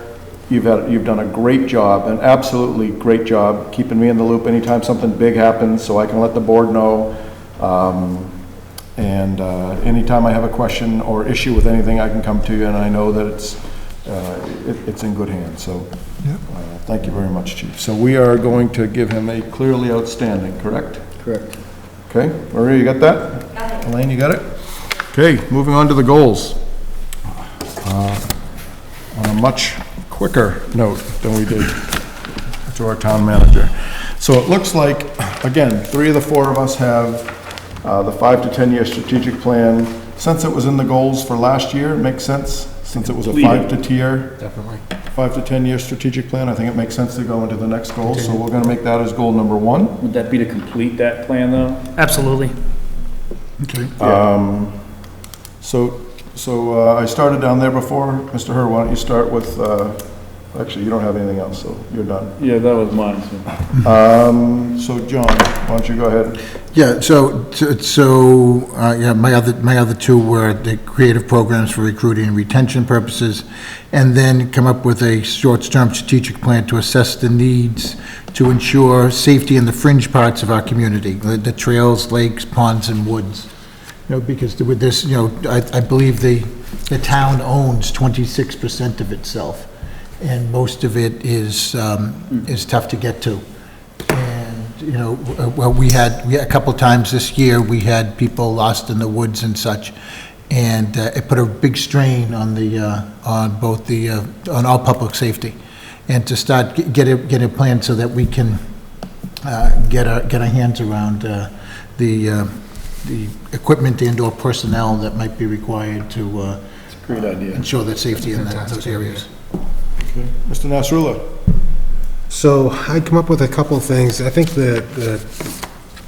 first off, I want to go on record that I support John's short-term strategic plan to assess the safety and fringe parts. I think Okay, it's so why don't we critical. make that number 2? I'm with you. So there's 3. Are you in with that? Yep. Okay, so John's in for that short-term strategic plan. Chief, does that sound like an attainable goal to you for the year? Absolutely. Okay, good. I think we're gonna need some equipment. The other thing that, Well, John says there's no budget, so just hope for That budget thing we were talking about earlier? the other thing is we have a major project coming up, and there's going to be a lot of disruption. So I was thinking that kind of planning for how we're going to address the traffic concerns, from response time, everything we need to plan for this Main Street Corridor project, and that's going to affect every aspect of our town facilities. Great idea. They might have to take some trails in order to get to stuff. New ATV. I think that's a great idea. So with me, we know that there's 3 police officer positions that are currently, I believe, open at this point. I'd like to get those positions backfilled post haste, preferably with educated and academy-trained staff. That is, I would think, a major driver in your budget, where even though we weren't paying those 3 police officers' salaries, insurance was paying that, the 3 people that were, if I'm not allowed to say that. Just for a little bit. We paid. So the 3 officers that would have to backfill those positions are now getting paid time and a half. So that's going to be a major driver to your budget. So one of my goal, which I think is a very attainable goal, would be to backfill those 3 police officer positions with educated and academy-trained police officers, and then to complete your accreditation. So, If I may say, I would not have a problem with having all 4 goals, all of them could be obtainable. We are well into the process of you are trying to testing get me to do procedure. clearly outstanding. No, it's something that needs to be done, and it will be Fifth one in, done. decrease your budget by 20%. Mind you, if you meet Track all it. these goals, that's just satisfactory. Right? So- All right, so Maria, we can do 4 for Chief Lee. That doesn't show that we're stacking the deck against him or giving him preferential treatment or anything, right? Yeah, I So think just- some of, Oh, go ahead. Some of them dovetail, as the chief said, so Okay. maybe I was going to... Norman, you have Yes. a crazy look in your eye. Exactly. Yeah, no, I was going to suggest the top three. Filling the three positions, I think, is a priority, is our regular work. I think that needs to be done as a matter of routine. So we can take that out? Yes, and then we have the top three: strategic plan, security in the trails, lakes and woods, and then traffic concerns and mitigation plan during construction. All right, I respectfully retract my backfill suggestion.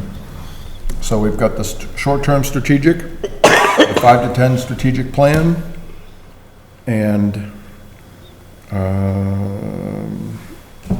what was the third one? Main Street, Main Street corner. Main Street, yeah, traffic and response time. Okay, good. I'll make that motion.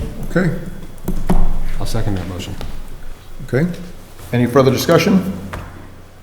Hearing none, all in favor? Aye. All opposed? Any abstentions? So that's gonna be you signing that when it's done, correct? Right. All right, thanks, chief. Thank you, chief. Other chief? He's the other chief, huh? This guy again? He's always here.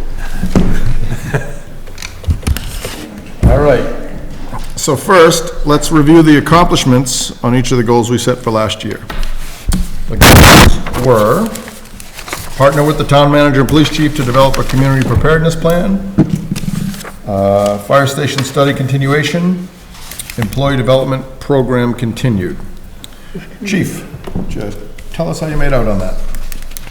So I think the collaboration and preparedness was very enjoyable with Mr. Kamalo and Chief Lee. It just brings our cooperative effort together because we need to do that for our whole community, deliver things like that.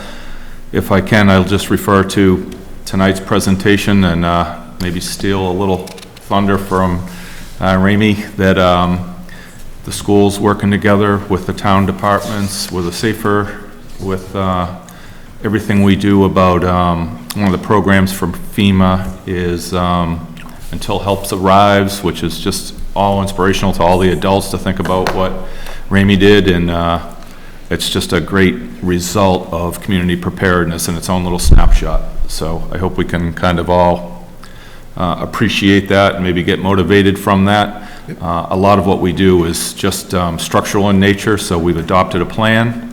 It's a FEMA plan. There's no sense of reinventing the wheel. We met early last year with our Hopkinton Emergency Management Group, and we reviewed and talked about our obligation to focus on that as a group through the year. We talked about our meeting kind of enjoying our accomplishments from the year before, and then went into everything we had to address this year. My report has a lot of detail. I will, in the interest of time, not try to go too far into it. I appreciate that.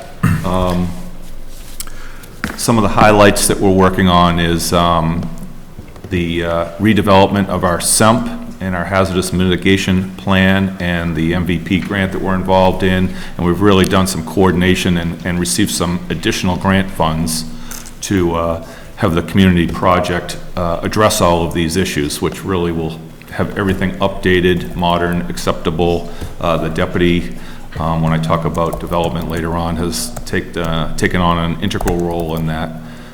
So I'm pretty proud of that structure through the year that got it to this point. It's all actionable right now.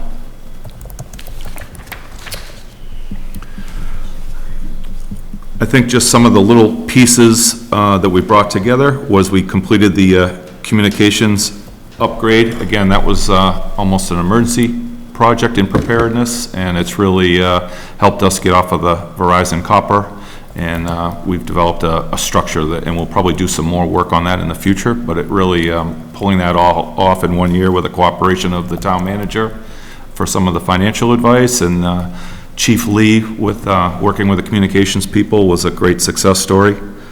We also achieved receiving a SAFER grant, and what you saw today was the SAFE program that we do with Kids Education and Senior Safe. So those three programs last year in preparedness have really helped us moving into this year.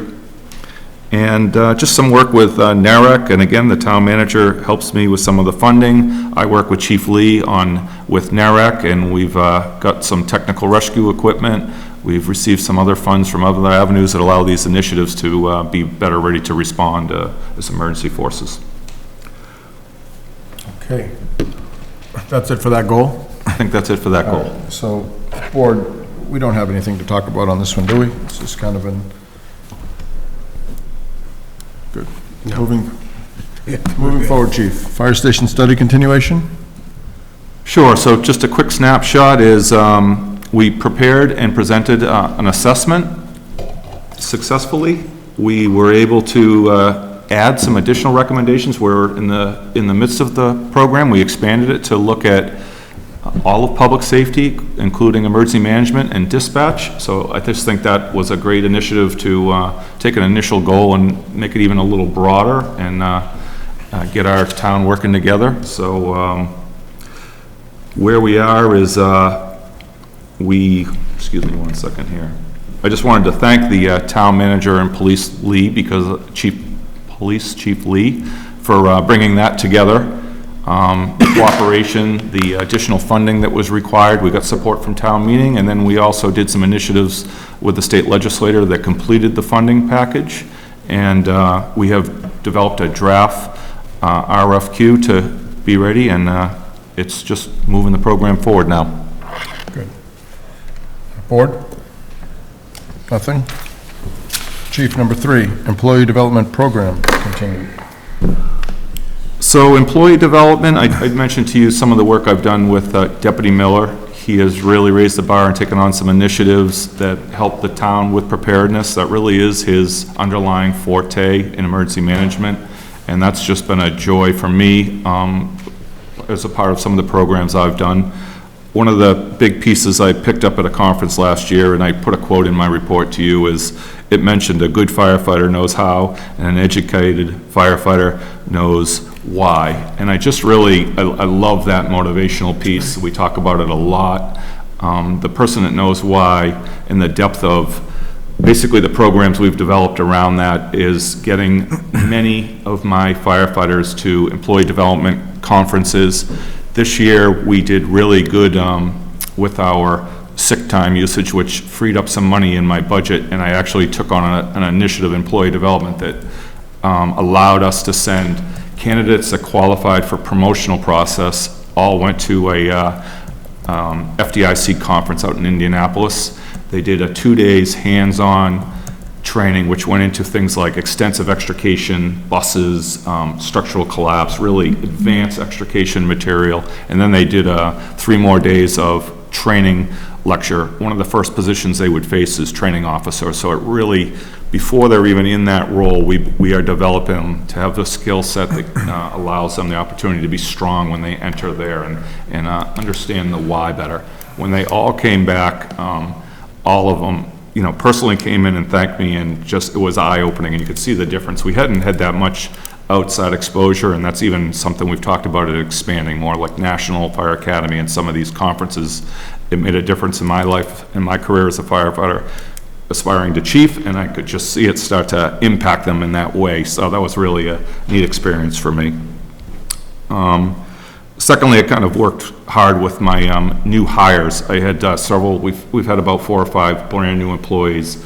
We picked up some review programs from other departments, and just as a probationary employee, I really worked hard with evaluating them, talking to them about their performances and different levels of working with others, their goals, their education, their attitude, how they develop. And it was really, I think they enjoyed, I got positive feedback from them as we have gone on past their first year.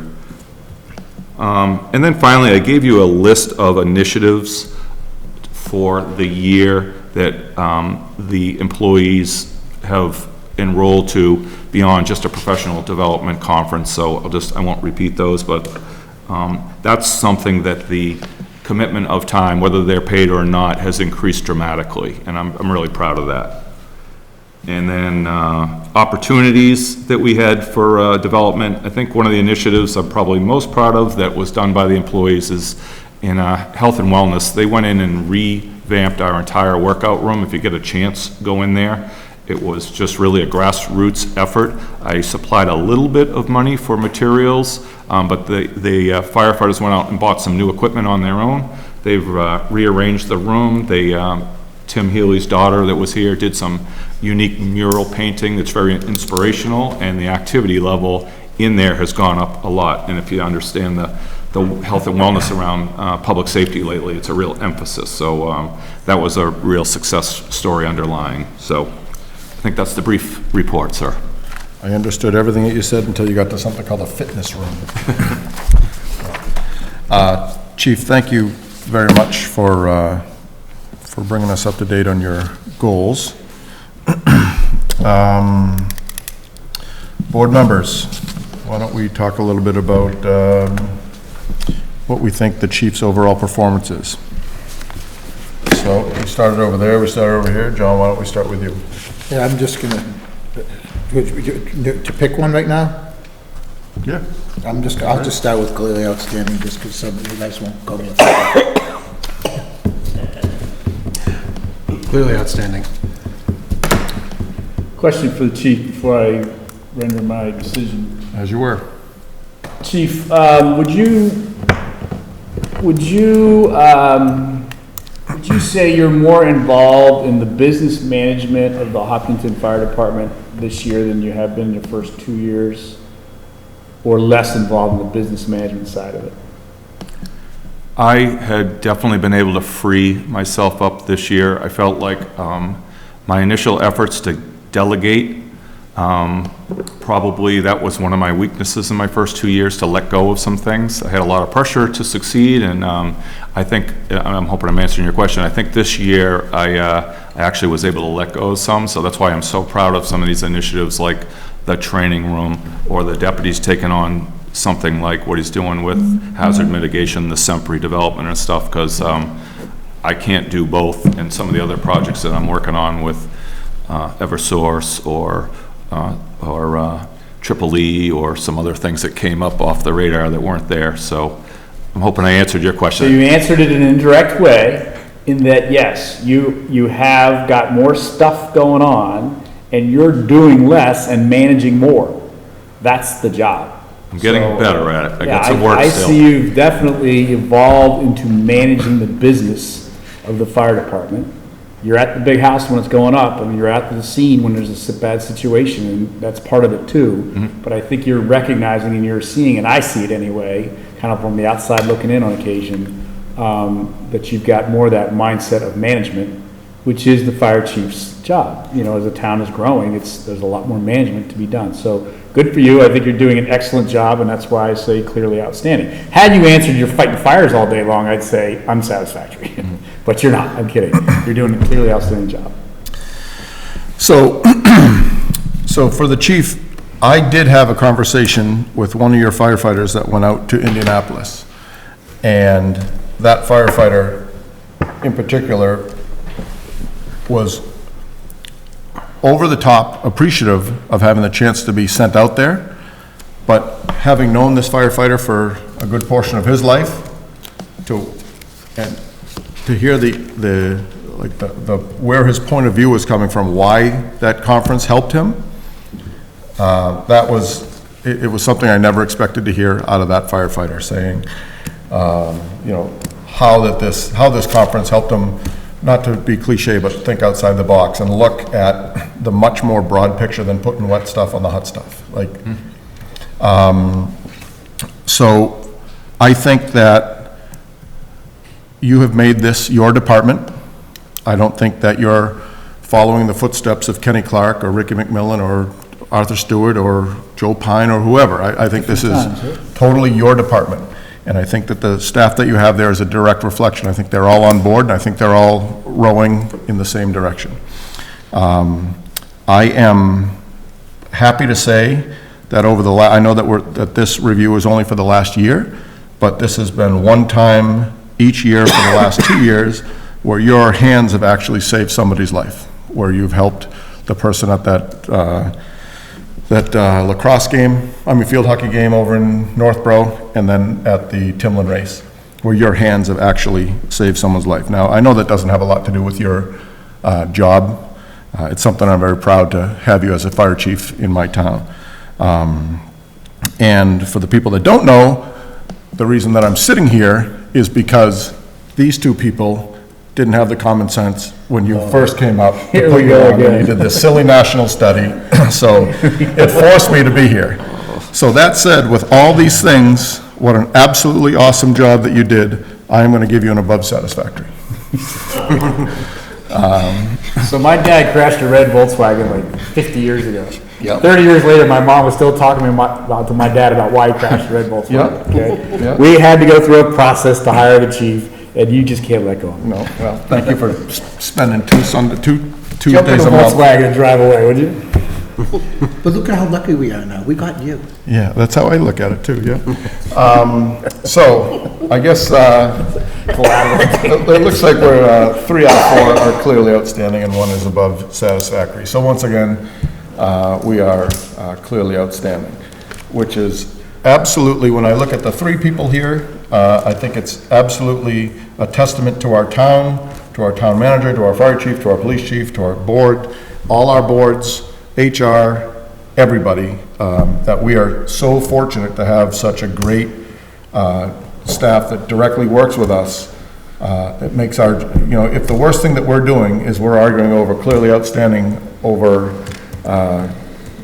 above satisfactory, we're in a pretty good spot in a town. So to all 3 of you, thank you very much. You guys have all earned your keep there. So I'll entertain a motion. Oh, wait, no, first we got to do the goals. Now's where we can dig in.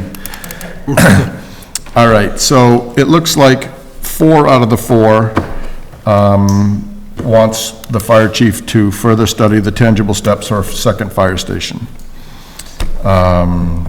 So there's 1. So looks like, who went first? 1, 2, 3. Who hasn't gone first yet? I think I haven't. I'll go first.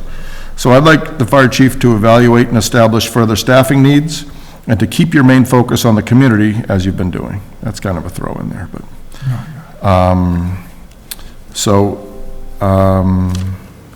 Mr. Herr. Mr. Herr, this is a good one. Keep the LNG issues at the forefront. Yeah. Okay. I think the LNG process is far from over. Oh, yeah. And I think the chief's done an excellent job raising the stink a little bit here and there, which is exactly what we should be doing as a community. And it's from the fire chief's desk to raise the flag and say, wait a minute, we're not buying into all this, I think is huge. It's much better than from our desk, frankly. Yep. So keep at it. Yep, good. John? Yeah, now, I think we all said the fire station, but I put in the expand the community outreach program to emphasize public safety role in prevention and preparedness. Many of you guys may not know that the chief has been working on a program where he prepares our senior citizens and others with basically, get out of town bags and stuff things that they would need in order for when there's power outages, et cetera, et cetera. And it's a really great program that he's very quiet about, doesn't talk about it, but it's something that I think that if he was able to expand it, would really do something great for our town. Maybe you could talk about it a little bit, just so that, because I didn't do it justice by giving it 10 words. The model is community risk reduction, so that's one of the elements, and it is something we are working on right now, and I just kind of, working with Senior Safe is an existing program that I enjoy and we attack. We're really trying to broaden it. And I'm just not sure where it's going to go, so I didn't put it on my list.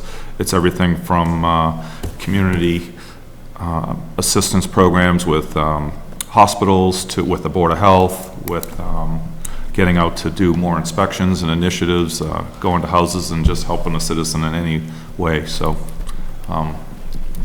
that's the topic of it, community risk reduction. Okay. Mr. Nasrullah. Again,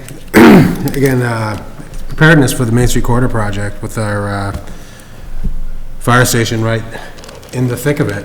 I think it makes a lot of sense to start looking at how are we going to be able to provide effective service while all the construction is going on. Okay. So, I like, I can't believe that I forgot in the goal setting to keep that LNG. So, I like number 2 as our, keeping a vigilant watch and, working with the lines of communication with the LNG plant for the town and keeping the communication open to us. Is that amenable to the board? That's amenable to me. Okay, Brian?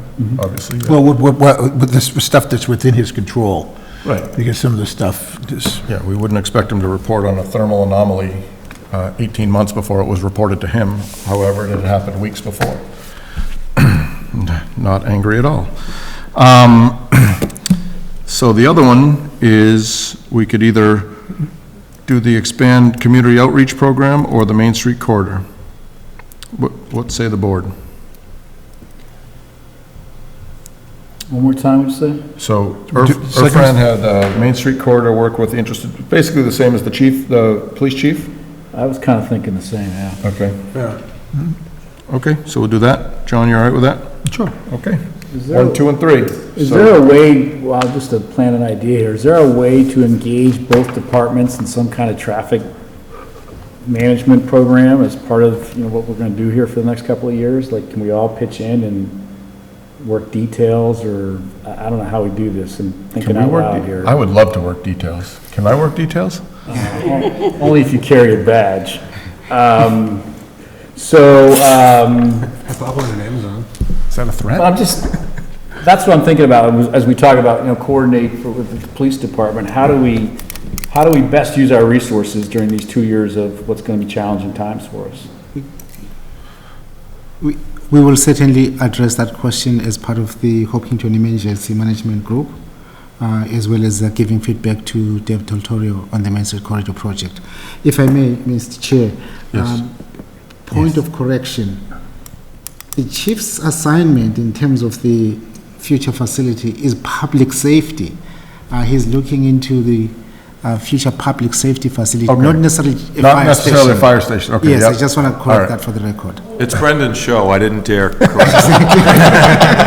Oh, I think we're in a fight. All right, yes, so let the record show that it's for public safety. Okay. Yeah, so I remember back 100 years ago when they were doing the sewer project, there was a fire truck put on anytime that they would be doing a sewer project on a dead-end street, the fire department, that's back when they only had 2 people on duty at a time, they'd have a fire truck on the other side of the construction, so if there was some type of call, that fire truck could get there. So yeah, I'm sure that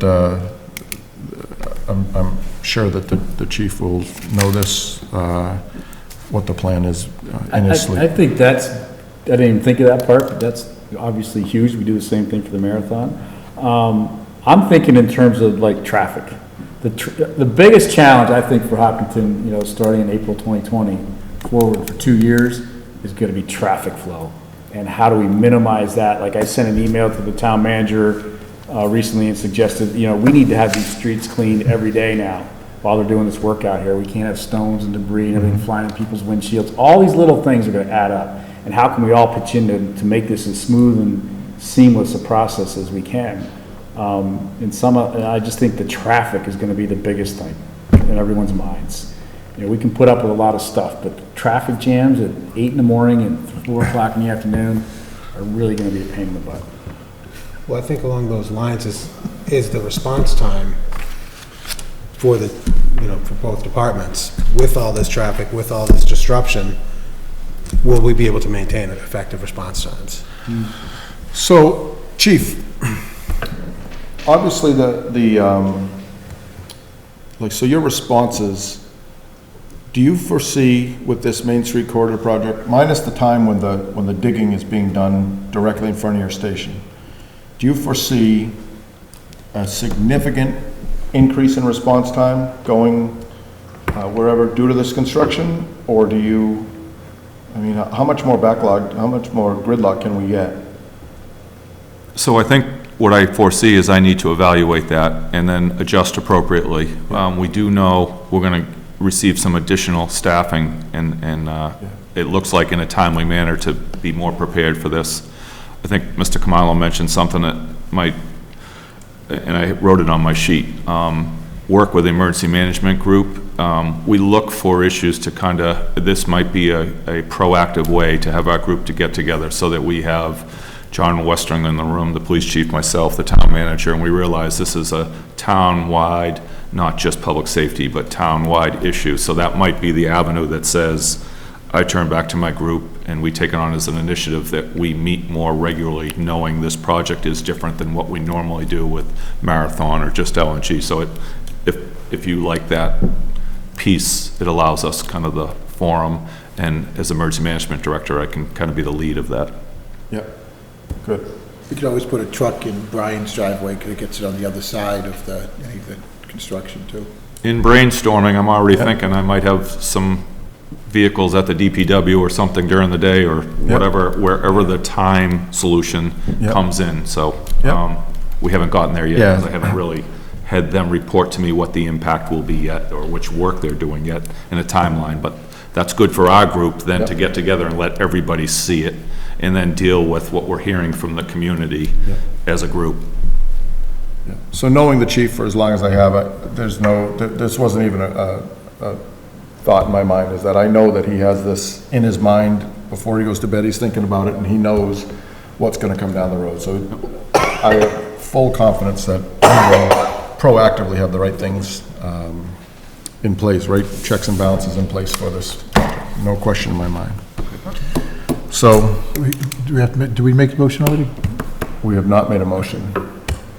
So I will entertain a motion for the fire chief for his goals to, number one, further the study tangible steps for the for a new public safety facility.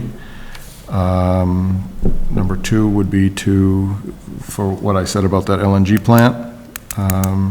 And number three is the Main Street corridor, working with interested parties to minimize the impact on effective response force. So those three sound amenable to you? Yes. Good.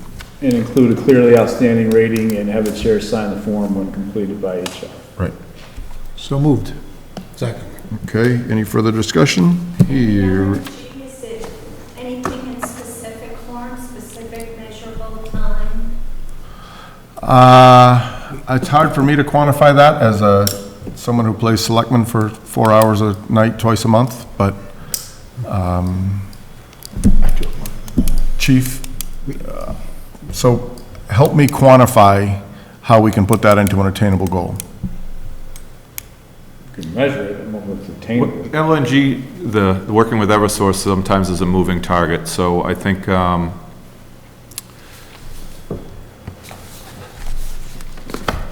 keeping the collaboration and communication open, working with the town and like Mr. Kamalo or maybe Ray Mieras and the police chief on the issues that arise, whether it's public safety or evacuation planning or communicating with the public related to those issues.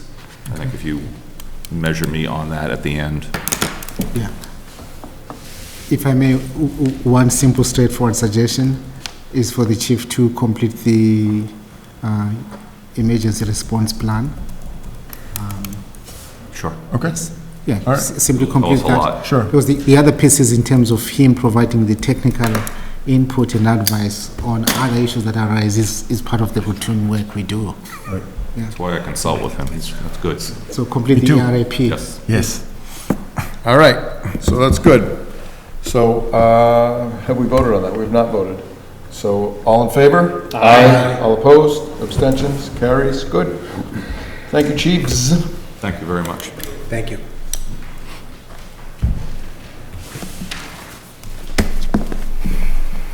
All right, so we are, where are we at here on this mess? Town manager report. Yeah, again, I want to thank the board for your guidance throughout the past year, as well as congratulate the chiefs on their clearly outstanding performance. It's been a wonderful journey working alongside them. Maria, Casey, thank you so much for guiding the board through this process. It's not easy, but I think, as we've always said, we love doing public service and we enjoy doing this in public. In terms of the town manager's report, inviting board members to attend the Hopkinton Historic District Commission scheduled formal hearing on the Main Street Corridor project. It's October 10th, 7 p.m. at the Senior Center. Also, I'm happy to report to the public that we've been working diligently to get Eversource to remove an additional $489,000 charge that they were saying was classified as the contribution in aid of construction carrying charge. We argued vehemently, and they've agreed that that charge should not be applied to the town. But as we know, they will find another way to build up the cost. And then the inspections are now complete. They resulted in approximately perhaps a reduction in the easements that we were looking at 30%, i.e. there's a 30% reduction in the size of the easements, based on the conversations that we held with the board here, as well as the completion of the electrical inspections. Good job. Yeah. Second issue, I'm requesting a board vote to accept the recommendation of the CFO that the useful lifetime of the ladder truck is 15 years, and therefore he's going to ask for a 15-year bond term for this borrowing. So that means we're, instead of taking a 10-year loan out on it, we're taking 15 years? Yes, instead of a 5 or a 10, we're going to take a 15. Makes sense. Yes. What's the rate? Yeah. What's the rate? The rate is not determined yet. The rate will be determined when the borrowing is. The rates that are cheap, 10 years, 15 years, all good. The rate's high, get it over with. Yeah. Okay. So I'm asking for a motion for the board to determine that the useful life of the ladder truck is 15 years.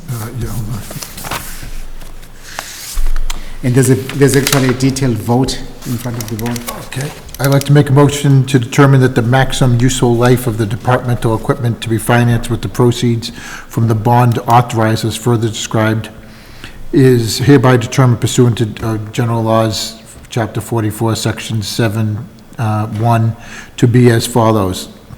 Authorization date and article, May 7, 2019, Article 25, and May 20th, 2019, Question 2. Purpose, Fire Department ladder truck, borrowing amount $1.2 million, maximum useful life 15 years.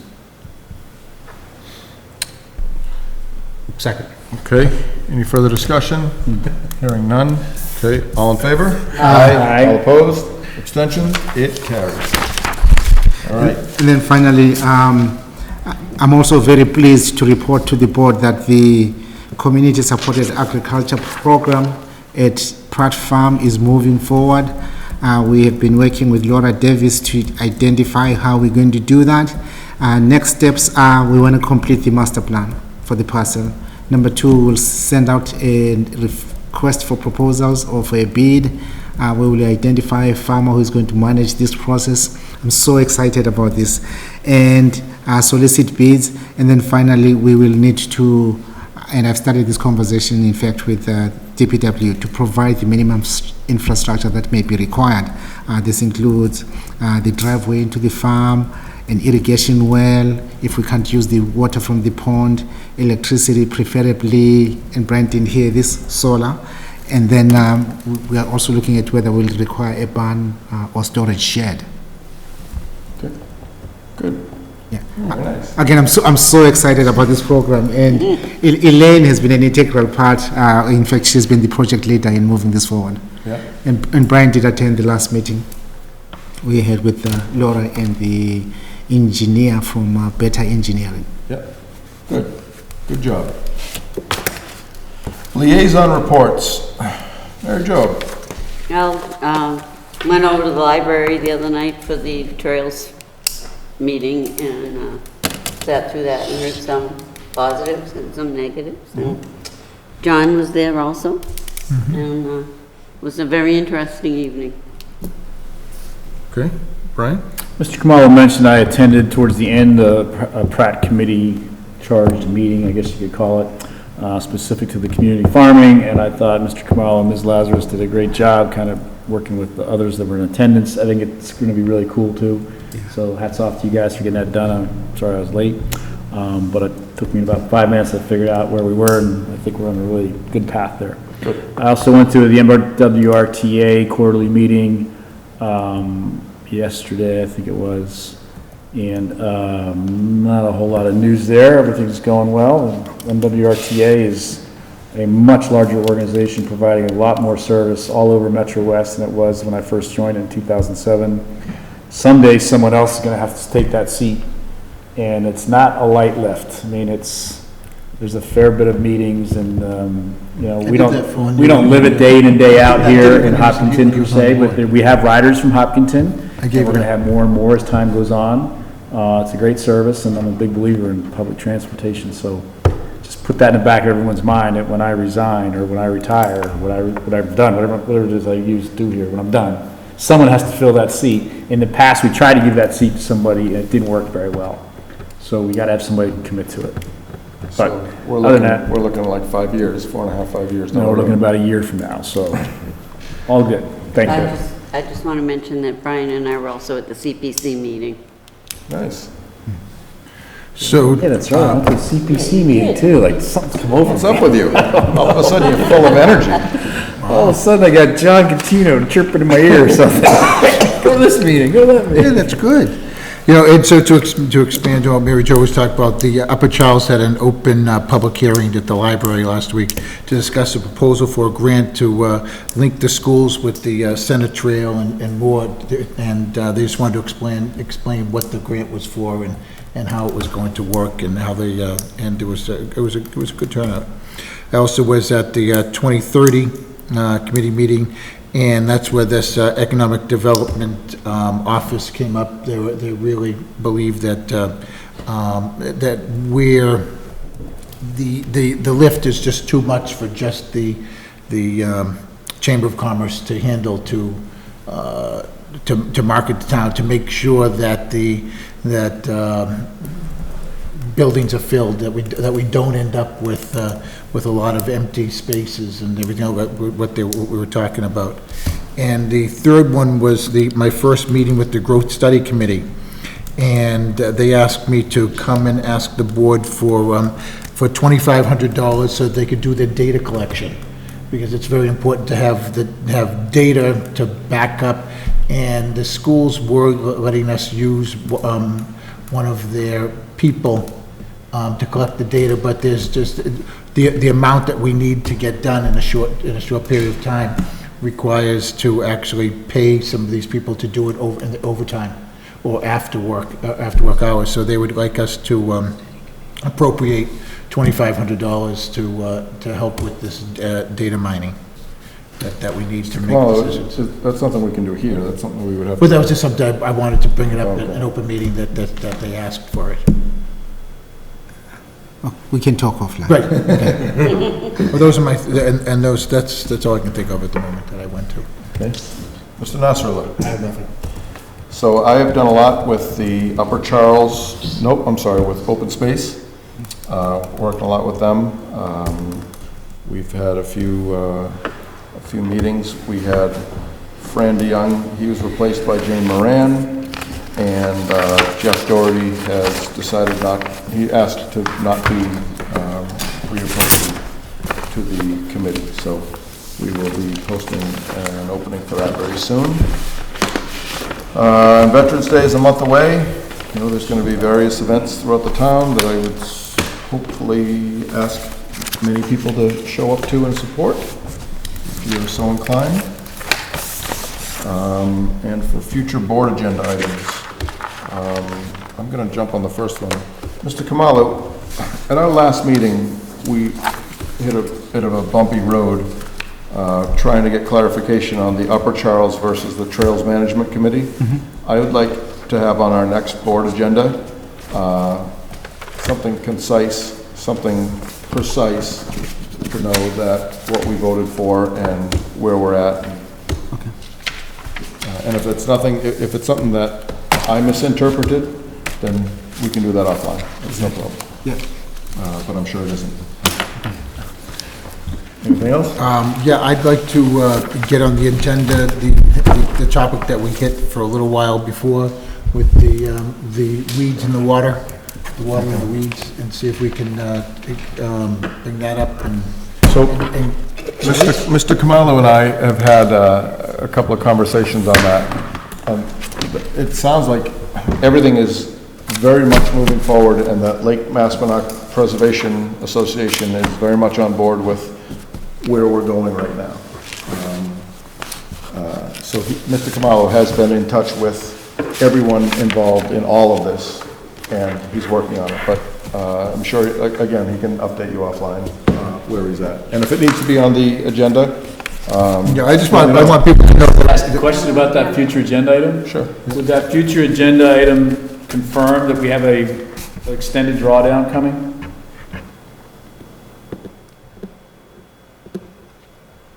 Confirm if we have an extended drawdown. Yeah.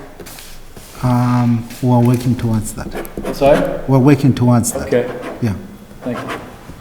I just want people to see that we are working on it, and that things are happening, and that's why I just wanted to bring it in the open. So I spoke ad nauseum with Mr. Kamalu before this meeting about this, and he had been working with there were a few different polls that were pulling, and he's been working with all of them to kind of get one group kind of going towards the same direction. Okay. Mr. Nasrullah, nothing? Here, Joe? Brian? I will entertain a motion to... I will make a motion to adjourn. And I will second that. Any further discussion on that motion? Hearing none. All in favor? Aye. All opposed, abstentions, it carries. Thank you, everyone. Sign anything? That was Yes. talked about...